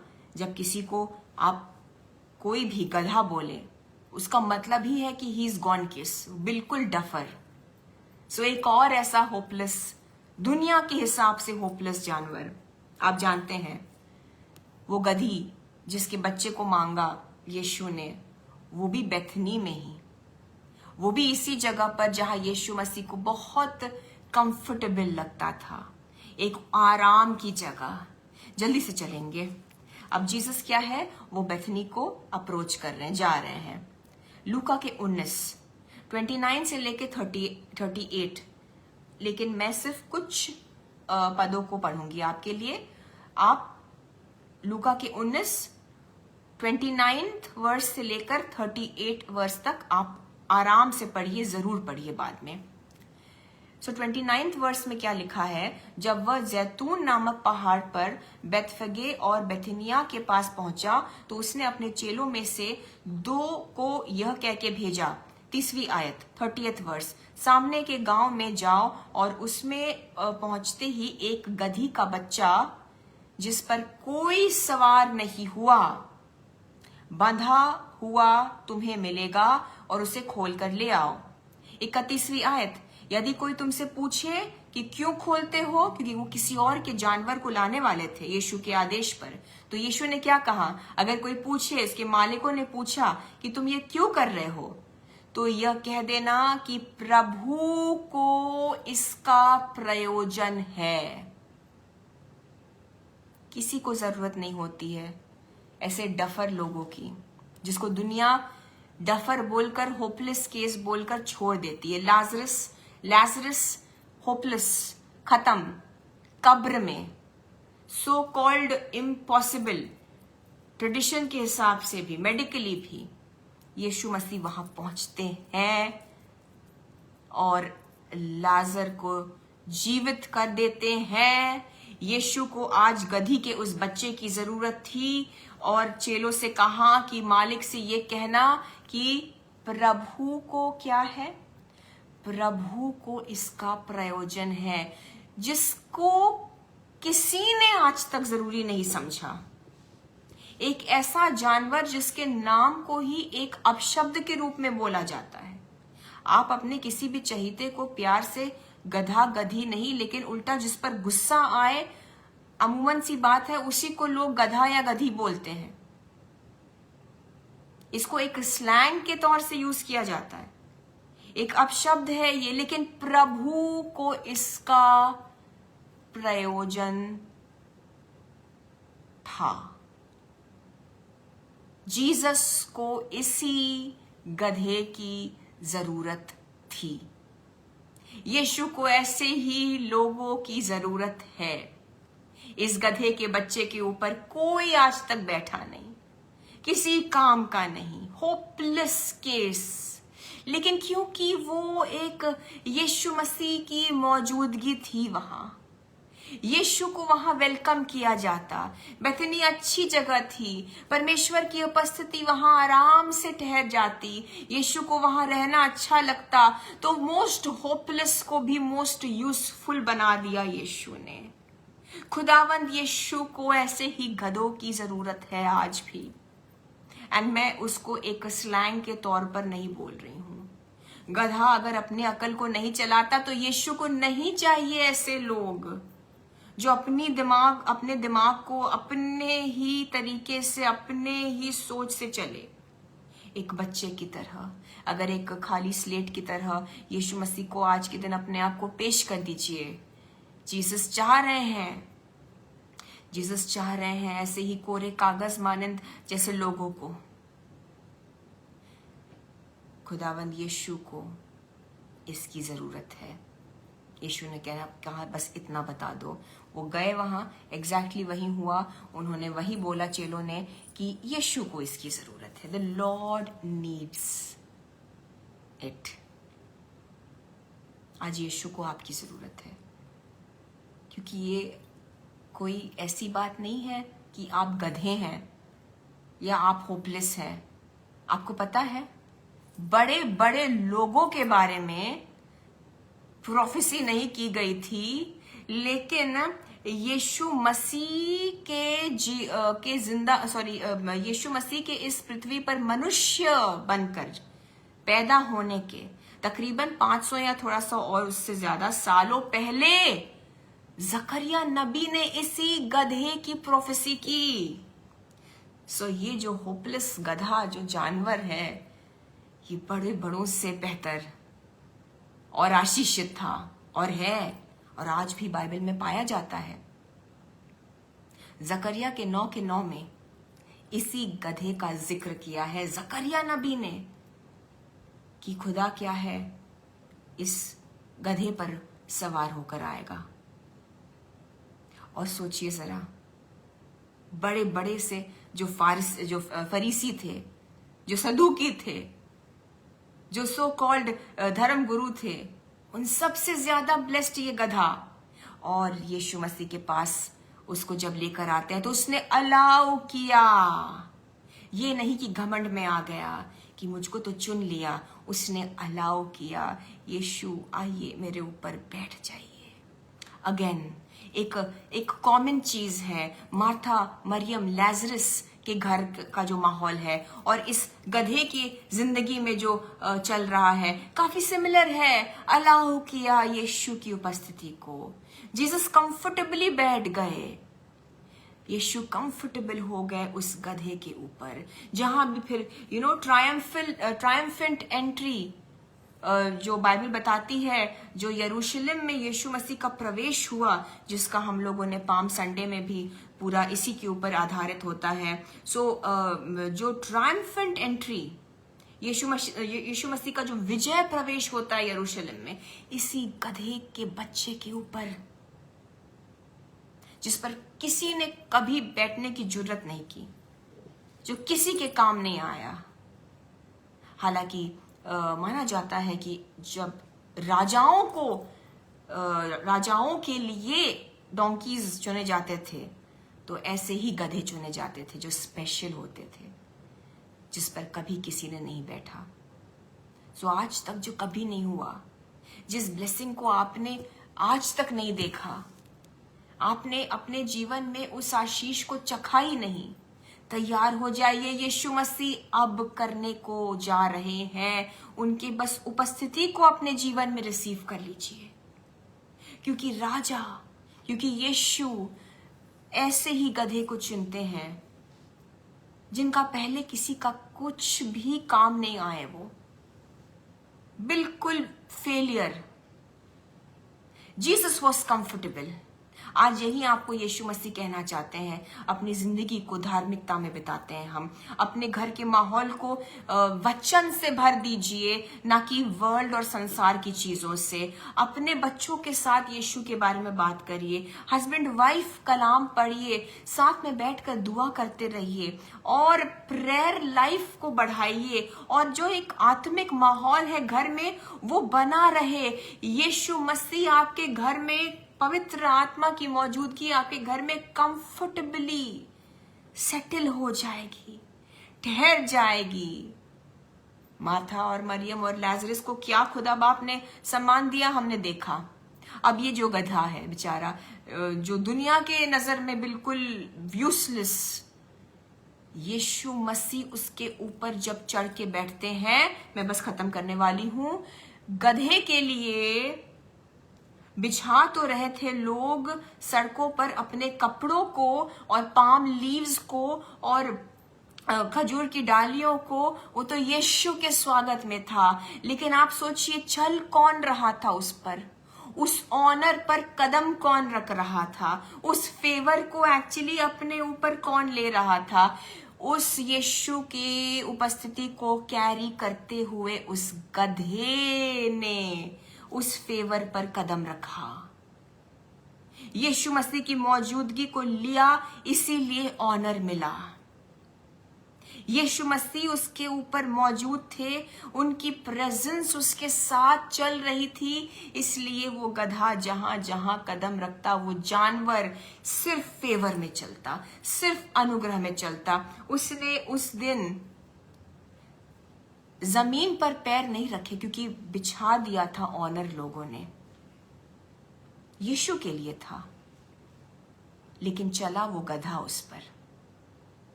आपको पता भी नहीं चलेगा कि आपको क्यों लोग पसंद कर रहे हैं, क्यों ऑनर कर रहे हैं, कैसे आपके काम बन जा रहे हैं, कैसे ये हो रहा है। बिकॉज आप यीशु के प्रेजेंस को कैरी कर रहे हैं। वो यीशु मसीह के लिए हो रहा है, लेकिन उसका लुत्फ, उसका फल आप चखेंगे। ऐसा हो ही नहीं सकता है कि अगर आपने यीशु को ऑनर दिया अपने जीवन में, ऐसा नहीं हो सकता कि Jesus will not honour you. वो गधा ऑनर्ड हुआ उस दिन, और सब लोग वहां जय जयकार कर रहे थे। आप जरूर से इन आयतों को पढ़ें। लूका के 19 को मैं एंड करूंगी, लूका के 19 से अब हम आगे जाएंगे। और लोग उस गधे के सामने यीशु मसीह के लिए वर्शिप कर करके नाच रहे थे, क्योंकि दे वर रिजॉइसिंग। आप पढ़ेंगे तो आप देखेंगे जो बड़े बड़े काम हुए, जो मौजज़े हुए। लाजरस को 4 दिनों के बाद मुर्दों से जिला दिया जीसस ने। वो ग्लोरीफाई कर रहे थे किंग ऑफ किंग्स को। बहुत बड़ा काम हुआ बेथनी में, लेकिन अब और भी बड़ा कुछ होना था, जहां यीशु मसीह के कामों को आप शुक्रगुजारी के साथ हलीमियत से रिसीव करते हैं। जैसे कि ये लोग वर्शिप कर रहे थे और खुश थे जो काम देखे उन्होंने उसके लिए, लेकिन थैंक्स गिविंग जब करते हैं तो यीशु मसीह उससे भी बड़ा काम करने जा रहे थे। लाजरस को मुर्दों में से जिला उठना, जिला देना, उससे भी बड़ा काम, उससे भी बड़ा काम। क्या होता है कि एक और यादगार इवेंट है, एक और यादगार इवेंट है बेथनी में। और मैं क्या कहूँ, इट्स नॉट अ कोइंसिडेंस हो ही नहीं सकता। कुछ यीशु मसीह की प्लानिंग देखिए कि ये सारी चीजें, इंपॉर्टेंट चीजें बेथनिया में, because Jesus was welcomed there. इतनी इंपॉर्टेंट चीजें। एक और इंपॉर्टेंट इवेंट मार्कुस में 14 में आप पाएंगे, मार्कुस के 14 में आप पाएंगे कि यीशु मसीह शमौन कोढ़ी के घर में भोजन करने के लिए बैठते हैं, और एक स्त्री आती है जो कि एक्चुअली लाजरस की बहन है ये, और वो बहुमूल्य शुद्ध इत्र को यीशु मसीह के पैरों पर उंडेल देती है। अब कुछ लोगों का मानना है, कुछ लोग वहां पर थे, कुछ लोगों ने वहां पर इस चीज को देखकर आपत्ति जताई कि ये इतना बेशकीमती इत्र वेस्ट किया इस औरत ने। तो जीसस उनसे कहते हैं कि उसको छोड़ दो, उसने मेरे साथ भलाई की, जो कुछ वह कर सकी उसने किया, उसने मेरे गाड़े जाने की तैयारी में पहले से ही मेरी देह पर इत्र मला की है। अब क्या हुआ है, ये जो यीशु मसीह के साथ होने वाला था, ध्यान दीजिए, जो यीशु मसीह को वो सूली पर चढ़ाने वाले थे, फिर जीसस मर के जिंदा हो उठने वाले थे, उसका ये एक प्रोफेटिक भविष्यवाणी के रूप में एक प्रेपरेशन किया इस स्त्री ने। उसको भी नहीं पता उसने क्या कर दिया, एक समर्पण किया, अपने सबसे कीमती सी चीज, और यहां पैसे में नहीं तोलेंगे हम, अपना सब कुछ यीशु के कदमों पर न्यौछावर कर दिया। माना जाता है कि लाजरस की बहन ही है ये। अपने सब कुछ, अपने जिंदगी भर की पूंजी कमाई को, लेकिन यहां आप पैसों में मत जाइए, आप समर्पण देखिए, आप हृदय को देखिए, इस स्त्री के दिल को देखिए। इसने यीशु मसीह के लिए किया और उसको शायद पता भी नहीं था, प्रोफेटिकली दिस वाज समथिंग, इसने भविष्यवाणी के रूप में एक चीज करी। और सबसे इंपॉर्टेंट चीज 9वीं आयत में, मैं तुमसे सच कहता हूं, यीशु मसीह कहते हैं, मैं तुमसे सच कहता हूं कि सारे जगत में जहां कहीं सुसमाचार प्रचार किया जाएगा, वहां उसके इस काम की चर्चा भी उसके स्मरण में की जाएगी। आज भी हम इस स्त्री के बारे में बात कर रहे हैं, आज भी हम इसके वचन में सुन रहे हैं, इसके बारे में, इस एक्ट को आज भी हम इसकी चर्चा कर रहे हैं। यीशु मसीह ने इतनी बड़ी बरकत दे दी कि जहां भी सुसमाचार प्रचार किया जाएगा, इस स्त्री को याद रखा जाएगा। इसने बेशकीमती इत्र उंडेला, लेकिन उससे भी ज्यादा इंपॉर्टेंट, इसने अपना सब कुछ दे दिया।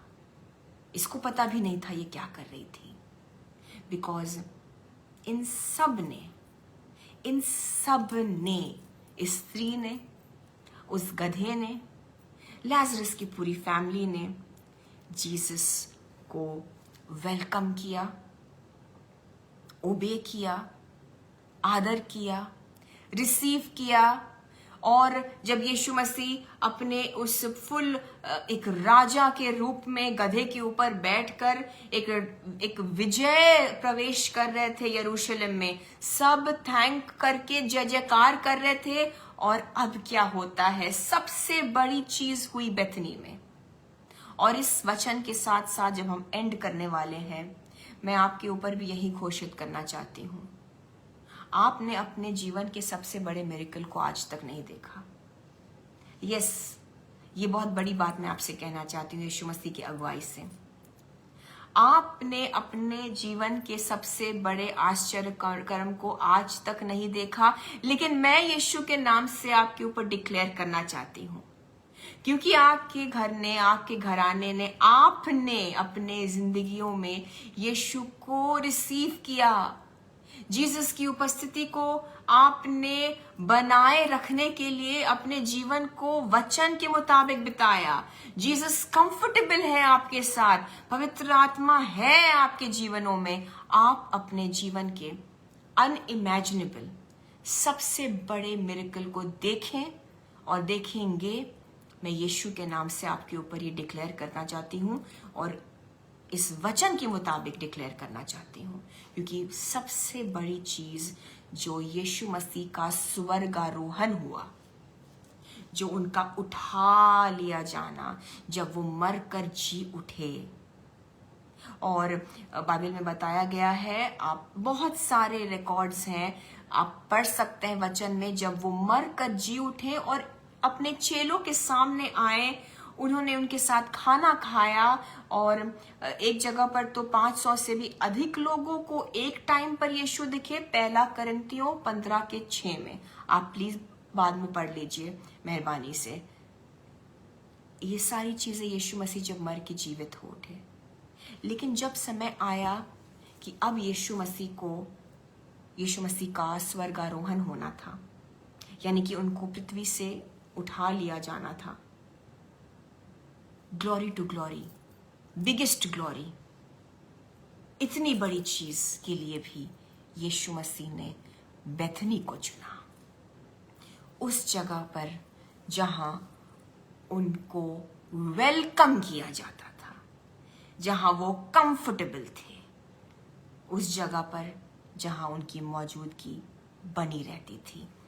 मैं आपके लिए लास्ट की वर्सेस पढ़ूंगी, लूका का 24, 50वीं आयत से लेकर 50 से लेकर 53 आप जरूर से पढ़ें। यहाँ लिखा है, तब वह उन्हें बेतनिया तक बाहर ले गया और अपने हाथ उठाकर उन्हें आशीष दी। प्रभु यीशु मसीह अपने चेलों को बेतनी तक ले गए। आगे लिखा है, और उन्हें आशीष देते हुए वो उनसे अलग हो गया और स्वर्ग पर उठा लिया गया। यीशु का स्वर्गारोहण भी बेथनी से हुआ, जिसको चेलों ने अपने अपने अपने आंखों से देखा। Hallelujah.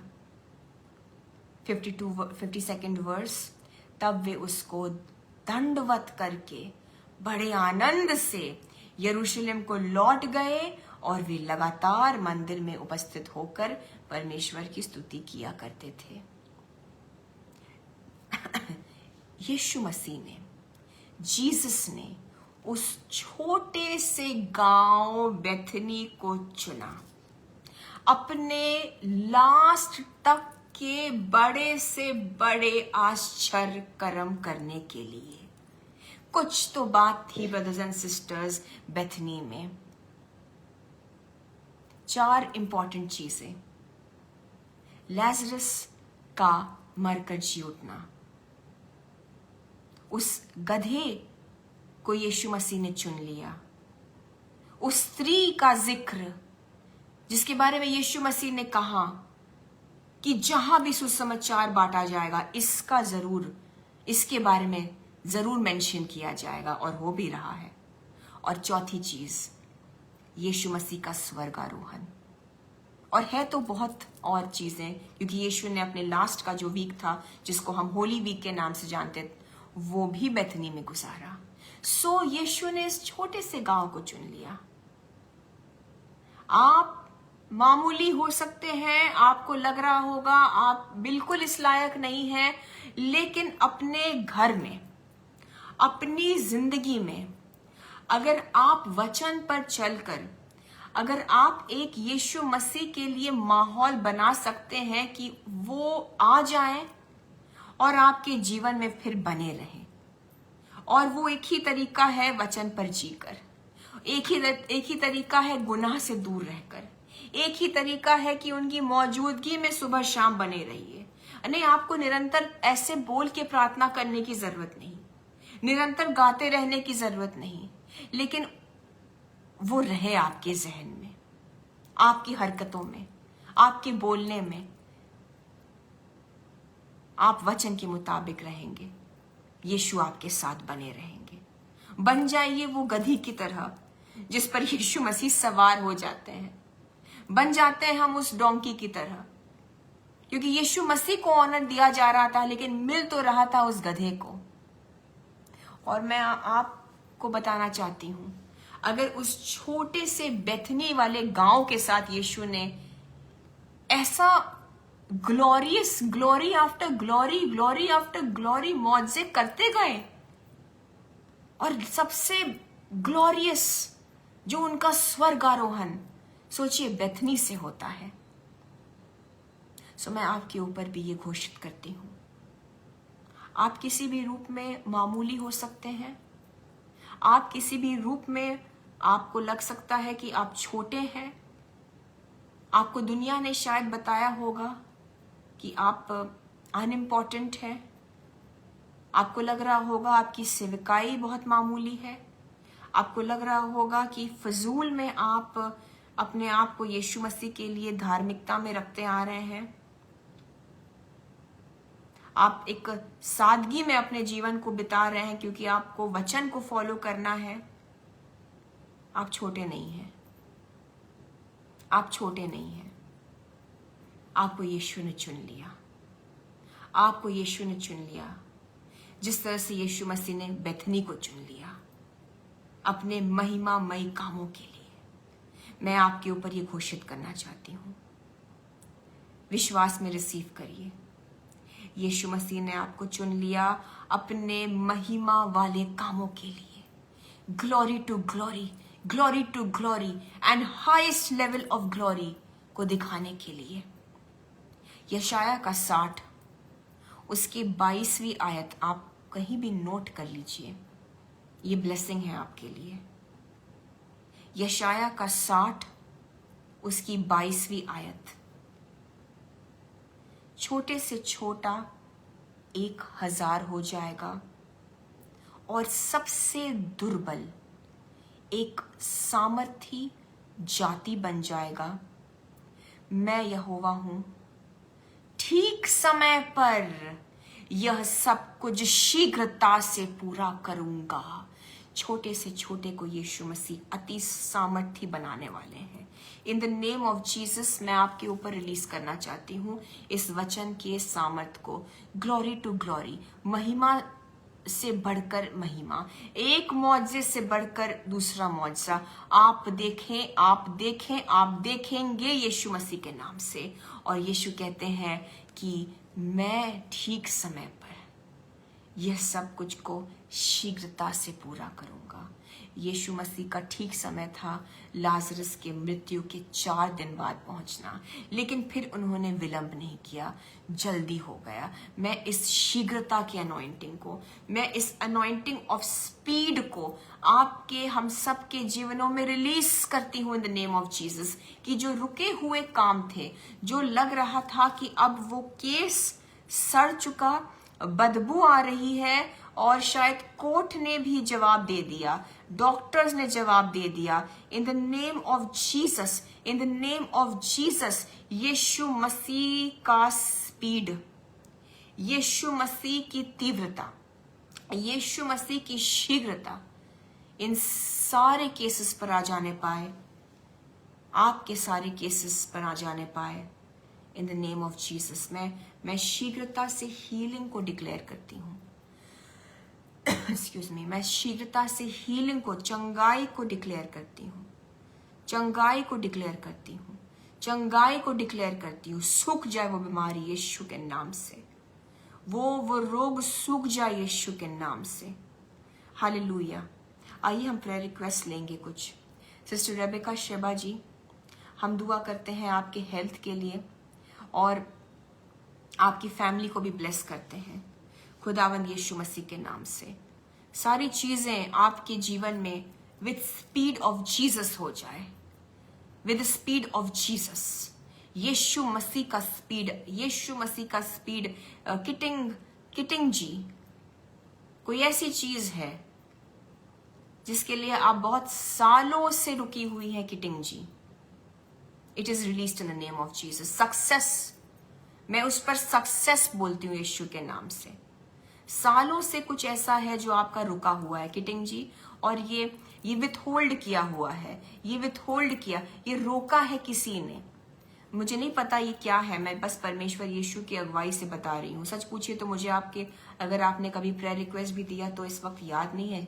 Kiting ji please receive करिए। मैं आपको सक्सेसफुल घोषित करती हूँ इस मामले में, इस केस में, इन द नेम ऑफ जीसस। जिस किसी ने भी आपके इस काम को रोक लिया है किटिंग जी, उसके हाथ पर यीशु मसीह का सामर्थ आता है और उसी इंसान के हाथों से वो आपका जो रुका हुआ काम है वो रिलीज होता है यीशु के नाम से। वो खुद आपको आकर दे देगा, वो खुद आकर आपको उस चीज को रिलीज कर देगा। किटिंग जी, आप इस ब्लेसिंग को प्लीज रिसीव करिए। ये ऐसी वैसी कोई चीज नहीं है, ये सालों से कोई रुका हुआ केस है या मैटर है, और किसी इंसान की ये दुष्टता है। This is somebody's wickedness. ये किसी ने आपका काम रोका है, बट जीसस आज उस इंसान के हाथ पर, उसकी मुट्ठी पर जो मैं देख रही हूँ, जो उसका बंध उसकी मुट्ठी है, यीशु मसीह उसको अपने सामर्थ से छू रहे हैं। वो काम सक्सेसफुली यीशु मसीह के नाम से रिलीज हो रहा है। किटिंग जी, आप उसको रिसीव कर चुकी हैं यीशु के नाम से।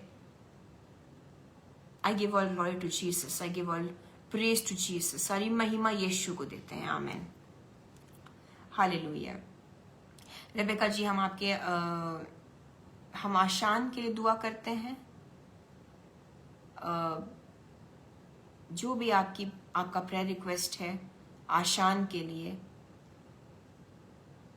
जीसस के नाम से मांगते हैं कि आपकी इस दिक्कत में यीशु आपकी मदद करे। दीपक करनवाल जी, हम आपके लिए दुआ करते हैं कि आपके सारे प्रॉब्लम्स में यीशु मसीह आपको राहत दे दे। दीपक करनवाल जी, मैं आपसे कहना चाहती हूँ, जैसा आज हमने वचन में पढ़ा, मरियम जब यीशु मसीह के चरणों पर सुकून से बैठी थी क्योंकि वचन को रिसीव कर रही थी, और मार्था बहुत सारी चीजों में परेशान थी। शायद आप दीपक जी आज शायद आप मार्था की तरह बहुत सी चीजों में परेशान हैं। आप जरूर से इन वचनों को पढ़ें। लूका के 10 में जब यीशु मसीह मार्था और मरियम के घर में जाते हैं, तो मरियम की तरह बने आप। वचन को आप पढ़ना शुरू करिए। वचन को दीपक करनवाल जी आप रोज पढ़िए। नए नियम को रोज पढ़िए। मत्ती से जो शुरू होता है, आप अगले फ्राइडे तक अपने आप को आज से काफी ज्यादा रिलैक्स्ड पाएंगे, और आप यीशु की महिमा के लिए और ज्यादा इन सारे प्रॉब्लमों से रिलीफ पाते रहेंगे, आजाद होते रहेंगे, पूरी तरह से आजाद हो जाएंगे इन the name of Jesus. Hallelujah, hallelujah. Yes, आप रिलीफ हो जाएंगे दीपक करनवाल जी, आप टोटली रिलीफ्ड हो जाएंगे, आप टोटली आराम पा जाएंगे। बस जो यीशु मसीह की अगुवाई से मैंने आपको बताया वो जरूर से करें। हो सके तो इसको अगर आप बार बार भी देखें एज अ रिकॉर्डिंग तो अच्छा होगा आपके लिए। Hello, hallelujah, hallelujah, hallelujah, hallelujah, hallelujah. ओ रबा शदरबा रबा हंदला रबा, ओ हालेलुया रबा शिखा बबा हंदला रबा। आसिया बबर जी, मैंने आपका नाम देखा and the Lord is saying restoration. मुझे पता है कि आप कई सारी चीजों को लेकर परेशान थी मेरी बहन, but God is saying restoration. आपके नाम के ऊपर सिस्टर आसिया बब्बर, मैं देख रही हूँ यीशु मसीह उस शर्म को हटा रहे हैं, उस शर्म को मिटाकर रबर शखबर हंदला रबा, उस शर्म को हटाकर यीशु मसीह रेस्टोरेशन लिख रहे हैं। Thank you Lord, thank you Jesus, hallelujah, hallelujah. Receive करिए सिस्टर आसिया। आपके नाम पर से यीशु मसीह उस शेम को हटाकर, उस कहीं ना कहीं आपको अगर इंसल्ट किया गया, आप सब भी प्लीज रिसीव करिए, उस शेम को जीसस मिटाकर, क्योंकि देखिए यीशु मसीह ने सारी जिल्लत क्रूस पर हमारे लिए उन्होंने ले ली, उन्होंने ये सब कुछ झेला ताकि आपको जिल्लत और शर्मिंदगी ना झेलनी पड़े। So I see that by the blood of Jesus, sister Asia Babar and आप सब के ऊपर से मैं बोलती हूँ, वो जिल्लत, वो शर्मिंदगी, वो इंसल्ट, वो शेम हटा दिया। God is giving you honour sister Asia Babar. और मैं आप लोगों के ऊपर रेस्टोरेशन बोलती हूँ, restoration and honour, restoration and honour. Yes, वो हट गया है। मैं देख रही हूँ सिर्फ रेस्टोरेशन, चीजें बहाल कर देने वाला जो एक सामर्थी खुदावन सिर्फ वही कर सकता है। चीजों को बहाल कर दे रहे हैं जीसस, चीजों को बहाल कर दे रहे हैं। ओ यीशु, हम सिस्टर इवलिन फ्रैंक के लिए दुआ करते हैं इस वक्त। यीशु मसीह उनको भी टोटल चंगाई दे दें इस वक्त। आप उनके पेट पर, उनके उन अंगों पर यीशु, उनके सीने पर, उनके छाती पर सिस्टर इवलिन फ्रैंक के आप इस वक्त खुदावन यीशु मसीह अपने सामर्थी हाथों को रख दे और टोटल चंगाई, नए ऑर्गन्स, जिंदा कर दीजिए ऑर्गन्स को यीशु, नए ऑर्गन्स आ जाए यीशु के नाम से। यीशु आज के दिन हम मांगते हैं आपका जीवन, आपका जीवन, आपका जीवन हर एक मरे हुए ऑर्गन में, हर एक शरीर के उस मरे हुए होपलेस हिस्से में यीशु मसीह आ जाने पाए। Oh in the name of Jesus. Sister Evelyn Frank और सारे लोग जो परेशान है अपने हेल्थ को लेकर भी, और किसी का बच्चा बहुत बीमार है, कोई बच्चा है और ये एक गोद का बच्चा है, कुछ महीनों का बच्चा है, स्मॉल बेबी जो बीमार है, उसको यीशु मसीह छू रहे हैं। आप शायद गिव अप कर रही हैं मेरी बहन, शायद डॉक्टरों ने कह दिया है कि कुछ रेस्पिरेशन प्रॉब्लम है, बच्चे को सांस लेने में तकलीफ है। In the name of Jesus यीशु मसीह अपने सांसों को भर रहे हैं इस बच्चे के अंदर, उसके लंग्स में यीशु के सामर्थ को मैं बोलती हूँ। उसकी जो लंग्स है, उसके फेफड़े नए हो रहे हैं यीशु के नाम से। सारा ब्रीदिंग प्रॉब्लम, सारा रेस्पिरेटरी डिसऑर्डर खत्म होता है यीशु के नाम से। वो बच्चा जिंदा हो गया है और यीशु की महिमा के लिए जिएगा, लंबी आयु, दीर्घ आयु से जिएगा in the name of Jesus. आप अगर ऐसे किसी बच्चे को जानते हैं, हो सकता है वो आपका बच्चा नहीं लेकिन किसी और का बच्चा है, ये गोद का बच्चा है, इसको गोदी में रखते हैं, कुछ महीनों का हो सकता है या कमजोर बच्चा हो सकता है, बट एवरी रेस्पिरेटरी प्रॉब्लम, सारे लंग्स में जो था इन्फ्लेमेशन, इन्फेक्शन, वो खत्म हो गया यीशु के नाम से। यीशु मसीह ने इस बच्चे को नई जिंदगी, अपनी जिंदगी दे दी है in the name of Jesus. Thank you Lord. Please अगर आप ऐसे किसी बच्चे को जानते हैं, आप उन तक इस दुआ को पहुंचा सकते हैं।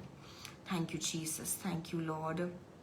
यस सिस्टर नीलू सिंह चौहान जी, मैं आपके ऊपर भी रेस्टोरेशन को बोलती हूँ, मैं आपके ऊपर भी बहाल हो जाने वाला जो यीशु मसीह का सामर्थ है उसको रिलीज करती हूँ। Arjun Nagesh Kumar Singhe ji, you are being blessed, you are being blessed in your finances. यीशु मसीह दरवाजे खोल रहे हैं, a door is being opened, a door is being opened.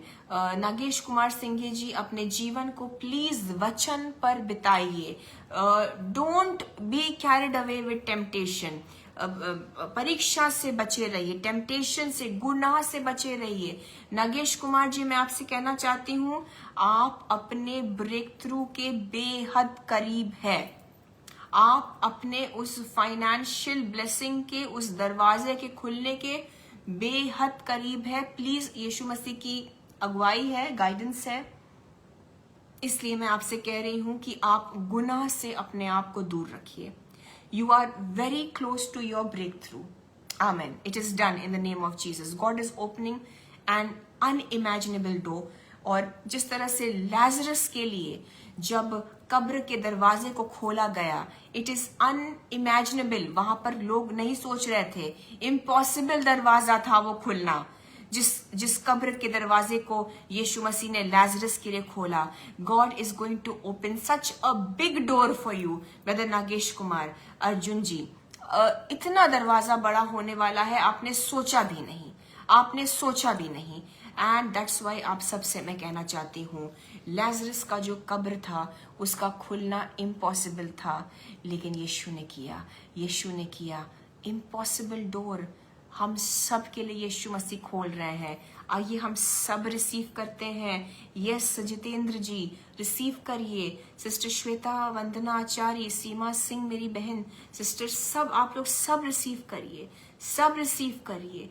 अगर लाजरस के कब्र के उस द्वार को यीशु खोल सकते और वहां से लाजर निकला, अपने कब्र के द्वार को यीशु मसीह जहां पर थे वो पत्थर हटा दिया गया, वो पत्थर हटा दिया गया। और यीशु मसीह के लिए, आपके लिए इस तरह से कुछ भी दरवाजा, फिर चाहे वो कितना ही मजबूत और जिद्दी क्यों ना हो, इट इज नॉट इम्पॉसिबल, हो रहा है। In the name of Jesus सामर्थ को रिसीव करिए। खुदावन यीशु मसीह ने कहा, तो मुझसे भी बड़े कामों को करोगे। Please trust God. Ramesh Anthony ji, हम आपके भाई बाबू के लिए दुआ करते हैं इस वक्त कि इनके जीवन में जो भी इनको जरूरत है, every need may be met in the name of Jesus. Yes. Hallelujah. Hallelujah. उनकी हर एक जरूरत को यीशु मसीह पूरा करें। और रमेश एंथनी जी, मैं आपसे कहना चाहती हूँ, जिस तरह से यीशु मसीह ने उस गधी के बच्चे के लिए कहा था कि जीसस को उसकी जरूरत है, यीशु मसीह आपसे भी कहते हैं, brother Ramesh Anthony, God needs you, he needs your service, he needs your service, yield to God. मैं आप सबसे कहना चाहती हूँ, प्लीज हम अपने आप को सबमिट करें, यीशु मसीह को सबमिट करें। यीशु मसीह को हमारी जरूरत है, आपकी हर जरूरत पूरी कर दी जाएगी। आप उस खुदावंद यीशु मसीह की जो मर्जी है, जिसके लिए वो चाहते हैं आपको, उसे पूरा करना शुरू करिए। यीशु को आपकी जरूरत है। ब्रदर रमेश एंथनी, यीशु मसीह को आपकी जरूरत है, और आपके भाई बाबू के हर एक नीड को खुदावंद यीशु मसीह पूरा करे, मैं दुआ करती हूँ। हालेलुया। जितेंद्र जी, आप पाप से आजाद हैं, आपको यीशु मसीह ने आजाद घोषित किया। जितेंद्र खियानी जी, यू आर ब्लेस्ड, आप आजाद है पाप से, अब आप दोषी नहीं, क्योंकि यीशु मसीह ने हमारी हर एक हमारा हर एक जो शर्मिंदगी है, जो पाप है, सारी जिल्लत यीशु ने अपने ऊपर ले लिया सूली पर, जिसको हम आज के दिन खास याद करते हैं। आप अब पापी नहीं, मैं आप सबसे कहना चाहती हूँ, आप पाप से मुक्त हैं। अनुग्रह रिसीव करिए उस सूली पर जो यीशु ने पूरा काम किया, उसके वसीले से अनुग्रह बस रिसीव कर लीजिए। आप पापी नहीं मेरे भाई जितेंद्र खियानी जी, आप यीशु के लहू में धुलकर बिल्कुल श्वेत हो चुके हैं, बिल्कुल स्वच्छ हो चुके हैं। जितेंद्र जी, आप यीशु के लहू में धुलकर बिल्कुल वाइट हो गए हैं। Yes yes, in the name of Jesus, amen amen amen.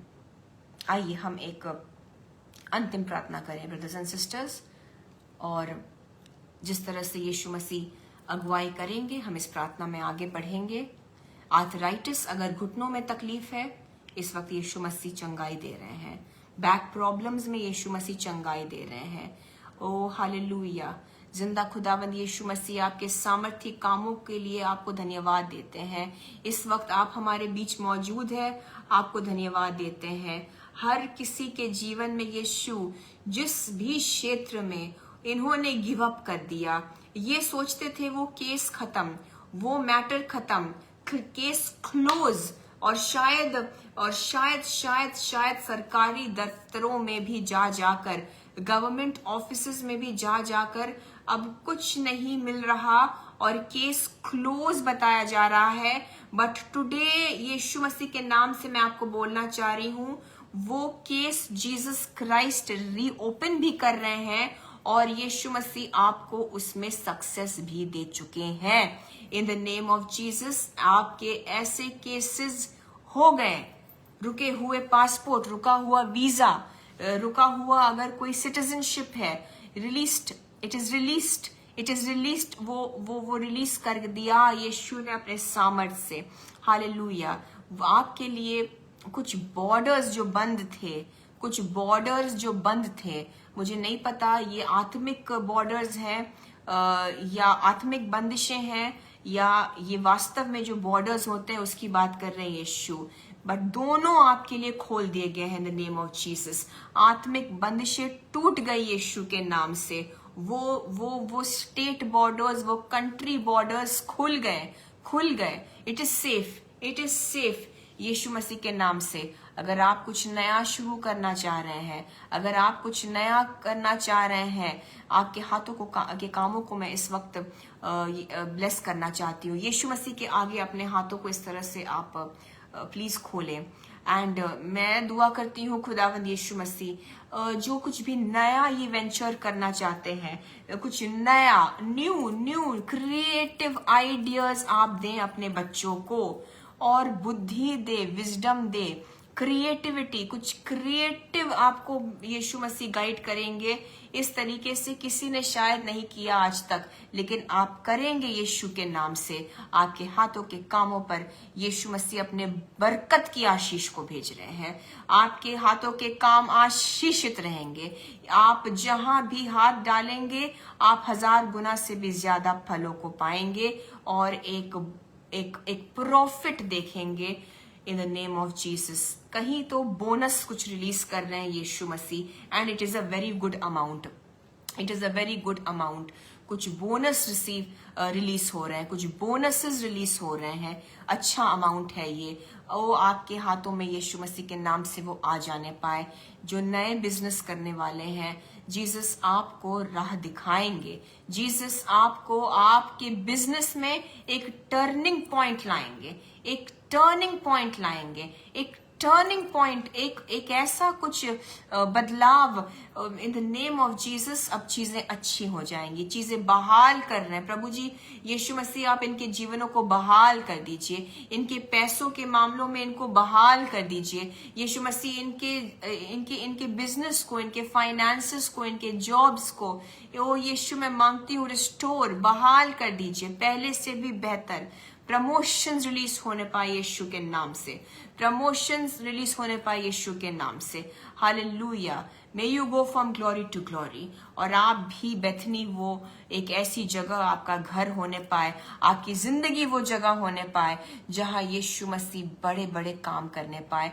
Jesus हमारे जीवनों को आप उस एनवायरनमेंट में बदल दीजिए, वो माहौल क्रिएट करिए प्रभु जी हमारे घरों में, ताकि बड़े कामों वाला वो माहौल बन जाए। जैसे बेथनी बड़े कामों के लिए वो जगह, वो छोटा सा गांव, लेकिन बड़े काम हुए क्योंकि वहां माहौल ही ऐसा था जहां यीशु कंफर्टेबल थे। Yes, may your lives become like that. आपकी जीवन ऐसे ऐसे ऐसे बन जाए कि वो वातावरण हो जाए जहां पर यीशु मसीह की मौजूदगी बनी रहे, जीसस कंफर्टेबल हो जाए, पवित्र आत्मा आपको छोड़ के ना जाए, फेवर आपके जीवन का हिस्सा रहे, और बीमारी, दुख और संकट, मौत, दुर्घटना, एक्सीडेंट्स, आत्मिक जो तनाव होते हैं, जो आर्थिक रूप से जो कड़की होती है, आपके घरों से, आपके जीवनों से इसी वक्त निकल जाने पाए यीशु के नाम से। आप बहाल रहें, आप बहाल, हमेशा आपके हालातों में बहाली हो और आप दूसरों को बहाल करने वाले बने। आपके जरिए से यीशु मसीह को आपकी जरूरत है ब्रदर्स एंड सिस्टर्स। यीशु मसीह को आपकी जरूरत है, यीशु मसीह को आपकी जरूरत है। भाई Vineet, brother Vineet Reginald ji, if I am not mistaken आपका पूरा नाम यही है। ब्रदर विनीत, यीशु मसीह को आपकी जरूरत है, यीशु मसीह को आपकी जरूरत है। आप दूसरों को बहाल करेंगे क्योंकि यीशु आपको पहले तृप्त करेंगे।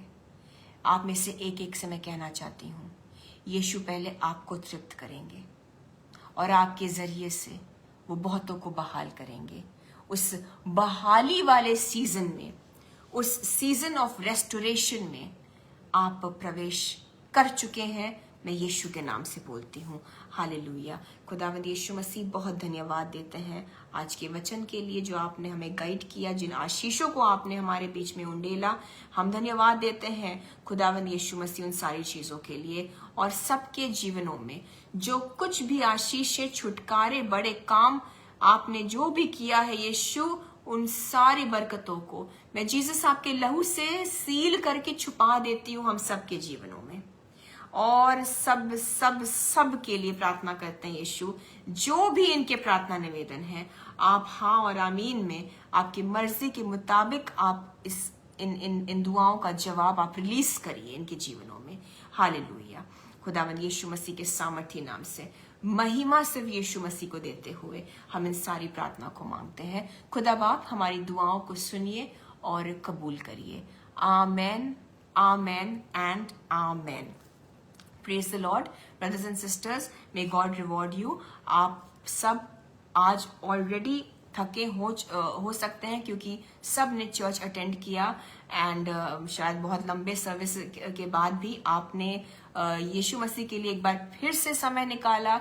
इसके लिए यीशु आपको बहुत बरकत दे, बहुत ऑनर दे, बहुत रिवॉर्ड करे। और खुदा ने चाहा तो हम अगले फ्राइडे फिर मिलेंगे लूक 4:18 फेलोशिप में। प्लीज आप फिर से जुड़ें और हम यीशु के वचन से फिर से सीखेंगे। सो गॉड ब्लेस यू ऑल। हमारे लिए लूक 4:18 फेलोशिप के लिए, हमारी फैमिली के लिए प्लीज दुआ करें। जब भी आप दुआ करते हैं हम दुआ देते हैं आपको कि आप 1000 गुना से भी ज्यादा आशीषित होने पाए अपने जीवन के हर एक क्षेत्र में। और मैं अब आपकी बहन निशा फ्रैंक आपसे इजाजत लूंगी and God bless you all. आप सबको जय मसीह की। Praise the Lord.